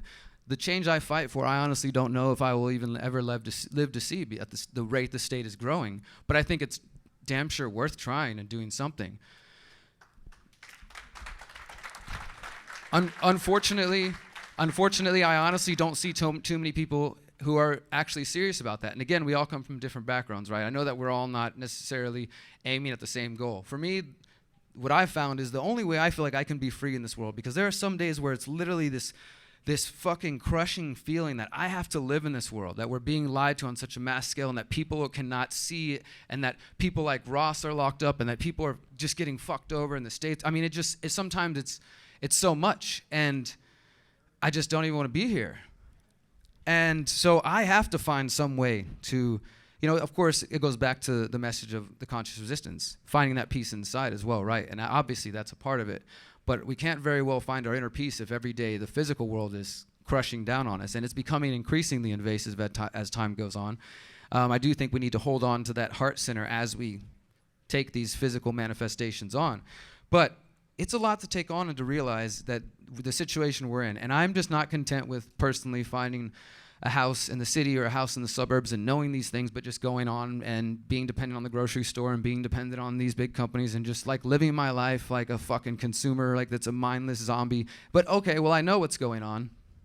That's not enough. I need to live as close to my values as possible. And for me, as I've talked about for the last few years, that in 2020, my plan has been to launch an intentional community, to build this, to create. And I've spent the last couple of years traveling more, and I've been down to Costa Rica and seen successful communities that are using ideas like permaculture and decentralized values. They might not call themselves anarchists, but they're living this life already, and they're 95% off the grid. They've got internet, they got power, but it's all solar. They're growing all their own food. They're using permaculture, and they're living in a fucking paradise. And I'm like, dude, why am I not doing this already? This is possible. I don't know if it's possible inside the border of the United States. I don't know if we'll find that freedom there. I'm not saying we give up and leave, but what I'm building for in the future is what I call the counter-economic underground railroad. I think that there realistically might come a time and a place where it won't be safe, or if as we're going to get into in a moment, as we've heard throughout this talk, this event, the social credit score is coming to the United States, and it's already here in soft ways. We already have different mechanisms which effectively serve that same purpose. But I do think that what we see in China will happen here, where Americans are denied eventually because you said the wrong thing on Facebook, or because you have antisocial behavior, you attended a rally when you were 15 and now your social credit score is down, and your buddies say, I'm sorry, man, I can't come see you this weekend because, dude, you're going to bring my score down. I'm sorry. And before we know it, we become further and further isolated. We lose all those privileges. I think this is a realistic thing. It's not, I'd say, too far off, and that does worry me. And part of that is the 5G smart grid, the Internet of Things, like all these, again, the balance of technology. The beautiful side, can crypto adoption happen quick enough before this other side is going up and created? So I think these are things we need to worry about. And in that situation, I started to think, how do we opt out? How do we create new systems if they're scanning your face everywhere you go? How do you work under the table if everything has become digitized, and then there's the, FedCoin or Libra or whatever they end up using, right? And that's the only allowable currency. What are people willing to do? And this is actually part of a new book that I'm writing that'll be coming out in December. It's called Counter-Economics: How to Opt Out of the Technocratic State. And, the whole idea, what I've been realizing is there's some formula that I'm trying to put my finger on that essentially is a way for us to understand what does freedom mean to you as an individual? What does that look like? For me, like I said, it's land. It's growing most, if not all of my own food, being in a community of people, teaching these ideas, doing workshops, documenting the whole process, showing people this shit's possible. That's what it looks like for me. So figure out what it means to you, and then ask yourself, how much are you willing to do to get that? What is your level of sacrifice versus, you want this goal, but what are you willing to do to get it? Are you willing to be uncomfortable? Are you willing to give up things? Are you willing to rearrange your life? And that answer is all up to you, and it's not for me or anyone else to judge. But I do think that's where the answer lies. Some of us are comfortable just talking about these things on YouTube. We're not realizing that the things that we're talking and watching every day on YouTube, it's more than just conspiratainment, infotainment. It's a reality that if we do nothing about, is only going to get worse. So again, I decided to run for mayor of Houston because despite believing in agorism, it's interesting how people applaud me that I'm running for mayor and they didn't do anything before. It's like, I think the things I was doing before are still the answer. In fact, I decided to infect their system for 6 months. I got 50 days left. And look, let me just tell you this, and I advise everybody not to necessarily to run for office, but find simple ways to hijack their system like this. Derrick Broze, the activist, the journalist, the YouTuber, has been in Houston for a decade, been very active. I've been covered by, some of my work's been covered on local news and things like that. But for the most part, I'm just the crazy local conspiracy theorist, is how they have referred to me at certain times. But I have, I've done a lot of work. But all of a sudden, you put this title next to my name, candidate for mayor. Last week, I spoke at a high school. The week before that, I spoke at a retirement community. I'm getting invited to Democratic forums, Republican forums, Latino forums, Black forums. I'm speaking in the poor neighborhoods, the rich neighborhoods. They're all reaching out because now I'm a part of this show, this shit show, right? There's 12 people who are running, myself among them. But of course, the media tells everybody, here are the 5 candidates running for office. I've had 8 different forums try to keep me out because, they create whatever bullshit criteria they can to keep only those 5 candidates in there. Oh, well, you haven't formally served in office and you haven't raised $100,000, so you're not a part of our group. Well, what do? I just post it publicly. Hey, everybody, here's another group who says that you don't deserve to hear what's going on. And let me tell you, people are fucking listening. People are listening in Houston. I'm hijacking the signal of the 4th largest city in the country for 6 months. People keep asking me, well, what are you going to do if you win? I'm going to freak the fuck out. And then I'm going to call every one of you brilliant people that I know and say, get to Houston. We're about to change this city. Now, I don't think it's a realistic possibility, but that's what I would do. Again, we're getting local media coverage. We're getting invited to all these things. I'm running on a platform, in Houston local politics, there's no parties. So that's another reason. I wouldn't have done it any other ways if I had to say, all right, I'm with this party, that party. So there's no party affiliation. It's obvious which of these establishment politicians are with the Democrats. The current mayor was endorsed by Obama in 2015. The other guy running donated $750,000 to Trump. It's pretty clear where they stand, right? So I get, though, for the last year, I think some of you guys have seen my YouTube videos on 5G, going to city council and talking shit to these people and educating them and trying to wake people up. Yeah, thank you guys for sharing that. For one reason or another, that first video I did last October has over like 900,000 views, just me yelling at city council members. But so I've been doing that, right? And then I've been doing the journalistic thing. Okay, the mayor's going to be at this event. I'm going to go there and put a camera in his face and ask him the questions. I've interviewed the CEO of Verizon. I've interviewed the mayor of Houston. I've interviewed Dr. Martin Paul of Washington State University on the health concerns. I've interviewed attorneys with the ACLU of Northern California about the privacy concerns. I've been doing my fucking homework on this, and I've been putting it in their face and making them talk about it. But they run away from me. They try to knock my camera down. They tell me my time's up at city council. I got sick of it, and it started out as a joke. This mayor really thinks he's something. Somebody should run for the nobodies. And then from that joke, Derrick Broze for mayor. And so I decided, though, if I'm going to do this, it's not going to be a joke campaign. It's not going to be Vermin Supreme with a boot on my head. It's going to be that I'm going to take it serious enough that I'm going to run it. When people come talk to me and ask me questions, I actually have something to say. And of course, for me, I try to do it in the least statist way possible. Everything I'm talking about, from ending the drug war, is just getting the government out of the way. Ending the drug war, saying that I would stand against mandatory vaccinations. And it's funny, that one really throws people off. But I just tell them, I'm just being principled and consistent all the way across the board. I do believe you own yourself, your body, your choice, right? Bodily autonomy. So you should be able to smoke weed if you want, and you should be able to decide what goes in your body, and government shouldn't have that right. And again, people are listening. People are listening. They didn't know they cared about self-ownership. I never would have been able to speak at the what is it called? Shady Acres, or one of these kind of names, like some retirement community where these nice older folks told me that their average age is 84, and they have some people who are 104, and they have some of those young folks in their late 60s there too. And this is just this huge retirement community. They got their own bank, they got their own pharmacy there. 200 of them, and I'm talking to them about decriminalizing cannabis and why they own themselves and why 5G, they should be concerned about it. Again, I was never invited to speak to any of these people. Last week I'm speaking to a high school, which honestly I went as sort of a report because these kids are definitely heavily indoctrinated. They're definitely smart. This particular school I went to is called the Student Climate Caucus. And as they pointed to all the adults in the room and said, yes, you will have to get raise in taxes. Yes, you will pay a lot more taxes, but it's because if we do nothing, the world's going to end in 12 years. And this is what these kids are out there saying. So they invited the candidates to come speak to them for 5 minutes. I was like, holy crap, I get to speak to some junior high and high school kids for 5 minutes? Fuck yeah, I'm doing that. And I talked to them about decentralization. I talked to them about permaculture, and I asked them to respect the tradition of individual liberty when they start pursuing their solutions, and to think about these ideas, and also thank them because they were obviously intelligent. They obviously could learn and recite facts and think, but I don't think they'd quite been able to question the adults around them and their own intentions and their own purposes. So yeah, it's just been an interesting experience, and I don't think this is the perfect answer for everybody. Honestly, I don't think everyone could do what I'm doing, namely because I have a history of being involved in Houston, so it's not like I'm just coming out of nowhere. People have seen me around being involved in the community in different ways. I have a record to point to of like, look, I've confronted this police officer, I've confronted this mayor, I've done this, I've been out here exposing this. And the other thing is now some of the other candidates are actually trying to steal my ideas, or steal the ideas. They're just repeating the things. All of a sudden, they're all talking about corruption. All of a sudden, they're all saying at least one of the other candidates stole my idea of saying that one of the platforms I'm running on is that we should take away the power from the mayor. And because he's a dictator. And so I'm the only one saying that, or at least I was. Now there's another candidate saying we should talk about taking the power of the mayor away. So my win is not to become mayor on November 5th. My win is already happening. I'm getting in neighborhoods that I never was before in the last 10 years. I'm talking to normies. I'm going to be when I go home from this, I have 14 events in 14 days. There's going to be 2 televised debates all across the city of Houston. And I'm going to be talking about the things you care about. I'm going to be talking about 5G. I'm going to be talking about self-ownership. I'm going to be talking about why the government shouldn't mandate mandatory vaccinations. I'm going to be talking about ending the drug war and ending all these things. So again, I'm just hijacking their signal.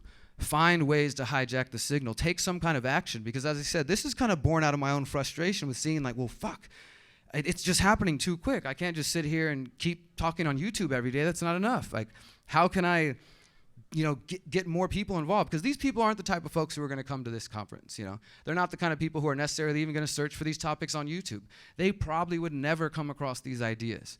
So this is why I said at the panel yesterday for whoever was there, is anybody in this room too good to pass out a flyer? Because we've been doing as simple things, and it's like a political tactic, right? You go door to door, block walking. But why couldn't you have a flyer with information from Mark's work with a link to a video, and just go to door to door because you care about that idea and you want your neighbors to know about it? If we don't talk to the people around us, they are going to continue to be indoctrinated, and when the shit hits the fan, you're going to be surrounded with a bunch of people who think the government is the answer and think people like you are crazy. And that's going to be a lot harder to deal with if we haven't made the efforts to establish connections with the people around us. And I myself am guilty of this. Like I said, I could have been hitting up all these neighborhoods before the campaign. I'm frustrated with myself that it took for me to do this to finally go make more of an effort. I feel like I was making some effort, put in some time, but why couldn't I hit that neighborhood up before? Why didn't I think about that? So it's been teaching me a lot. And like I said, this is a 6-month experiment. This is not something you're ever going to see me do again. And people are listening. People are coming to us from the other campaigns and saying, we like what you're talking about. They don't want their guys to know, though. So I'm like, okay, well, come over with us. Talk about it. Help us spread these ideas. And I'm making it clear to people, don't put your hopes in me, because when this is over, whether or not I won the election or not, if more people are talking about this, that means we help at least plant those seeds. I'm not saying they're going to be fully woke people and they're going to be understanding natural law and anarchism, but maybe they're on the beginning of their journey now of starting to question the systems around them. Because I'm showing them, look, the local media interviewed me and then they refused to put it on TV. Hey, this guy said that I can't come in his thing because I don't have $100,000. I'm exposing, and this is how the corruption happens. Everybody's worried about the federal government. It happens in your neighborhood group. It happens in your local civic organization. This is how they keep these people in a bubble. So when they invite them to, hey, come to your neighborhood forum, we're inviting all the mayoral candidates, and there's only 5 people there. Those 5 people who are just more of the same BS. That's how they keep people, and that's just in the political world. It works so many other ways, but it's happening in your backyard. It's not just the far away big things. It's right in our backyards. And that's where I think we need to focus more of our action and get established locally. We can't rely on social media, particularly because I sort of touched on the 5G smart grid, the Internet of Things. I think you guys are probably very aware of some of the concerns. Again, it's a tool. I do think that there's all kinds of ways we could say, well, with 5G, healthcare is going to be this, and they're going to have these benefits, and those are all real. There's definitely benefits to these ideas, but the downsides are things that really scare the shit out of me. You know, I don't think it's like they're building it in Houston. This is why I started getting focused. Houston was one of the first rollout cities of 5G, and the more I've learned about it, the more I've seen that it's just another government corporate power grab. You know, even if you don't buy the health concerns, if you care at all about like the little bit of freedoms we got, the FCC and the big wireless, the telecom lobby known as the CTIA, partnered with them to basically say that cities and states and municipalities and counties have no say in what this 5G rollout. You can't decide how much to charge it. You have to approve it within 90 days. The only thing you can argue is you think it's ugly, and they'll turn it into a palm tree. You know, you can't argue it on health grounds. So and in Texas, there's also a state law, and this is what's happening in a lot of places. You got the federal government, Trump partnering with them. I mean, the freaking thing's ran by a former Verizon lawyer. What else do you need to know? And then on the local level, the state level, and then down to the local level where I'm at in Houston, you got like the current mayor. He's the 5G wireless champion. He was given an award for this by the telecom lobby. You can't make this shit up. So it's happening from top to bottom. And so even if you don't buy the health concerns, you don't think 5G is going to be, you know, the mind control, whatever. I know people have all kinds of theories. At the very least, it's another usurpation of power from, you know, local level. And that's about all we got left is trying to fight things locally. So obviously, this is not being reported anywhere. They're making but the New York Times said people who are concerned about 5G are buying into Russian propaganda. Those Russians, they want us to be worried about GMOs. They want us to be worried about 5G. I don't know. Sometimes they seem friendly. But yeah, so I know, like, again, where am I on time? 5 minutes? Cool. All right, yeah, so I think I've said most of really what I wanted to say. You know, I just will mention two things. So I'm going to be putting out a documentary on 5G at the end of this month. If you follow my channel, The Conscious Resistance, it's going to be a history of the FCC corruption, looking at the individual aspects of 5G and EMF in general. Because just a note, for those who are unaware, if you're totally blind on this area, I understand it was something I stayed away from for a long time, because if you ever even suggest that cell phones are linked to cancer, you're called a conspiracy theorist. And I learned that early when I started to research this. I could see that. Well, guess what? About 2 weeks ago, the Chicago Tribune did an independent investigation specifically replicating the testing models from the FCC, and they tested iPhones and all kinds of other Samsungs. iPhone 7 particularly is emitting 200 times the legal limit of radiation at the FCC. And the other thing about that, those limits were made in 1996 with the Telecommunications Act, and there are studies that already show at those legal levels that there are still health problems. So you got health problems at the legal limit. This new Chicago Tribune shows the iPhone 7 and others are 200 times past that. And that's probably what you got in your pocket right now. So the thing about it is 5G is not just 5G itself. We're learning more and more that, and there was a really awesome article came out from The Nation in 2018. It's called How Big Wireless Convinced Us That Cell Phones Are Safe. Project Censored called it the top 8 censored story of 2018. And they compared it to big tobacco. You know, that there's trillions of dollars going to this to keep people from questioning the realities that we're surrounding ourselves with EMF devices all the time. You know, electromagnetic fields and electromagnetic radiation coming from all these devices all the time. And the 5G smart grid is only going to increase that because they're using millimeter waves. It travels very, very small distances, so they have to install it. Some estimates 200 to 500 feet. So you're talking every other. In Houston, where they're putting it, there's already small cells right outside of middle schools. And so there's some neighborhoods that are actually starting to wake up to this. But like I said, I mean, the deal's already been done. You know, there's people I know who are literally physically trying to tear these things down now. How many of you are going to do that? How many of you actually feel, what's your level of freedom versus, you know, your level of action? That's what you need to figure out. What are you willing to do to have this freedom? Find out what your goal of freedom looks like. Find out what that means to you, and it's going to be different for all of us, and that's okay as long as we're not infringing on each other's vision and we're not causing harm or violence. Find what that is. Start setting goals towards that. And how uncomfortable are you willing to make yourself to attain that? Because it's going to involve more than just sitting on YouTube, sitting on Instagram, sitting on Facebook, sitting comfortably in our rooms. It's going to involve some level of action, both internal and physical. I'm going to leave you guys with a positive affirmation. First, just say thank you guys for your time. I appreciate everybody coming here, trying to learn something, do something that matters. So just repeat after me, if you will. We're going to do this one a couple times. This is brand new. We'll do this, but it's a tribute to Mr. John Trudell. So just repeat after me. We are power. We are power. We are power.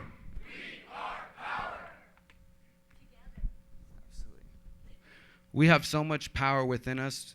We're made of the earth. We're made of the soil.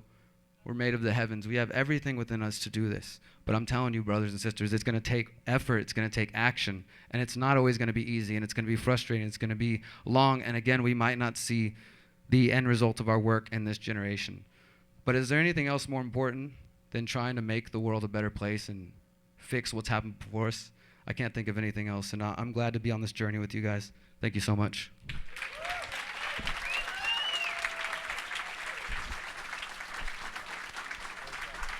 Derrick Broze, everyone.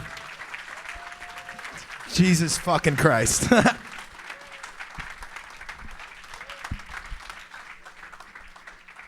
All right, we have something very special for you guys planned for this finale of the main event.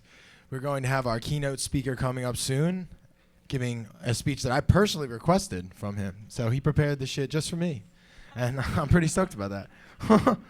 And then after that, we're going to reveal a preliminary cut of a documentary, full-length feature-length documentary film that we've been working on pretty much since we got back from Acapulco this year.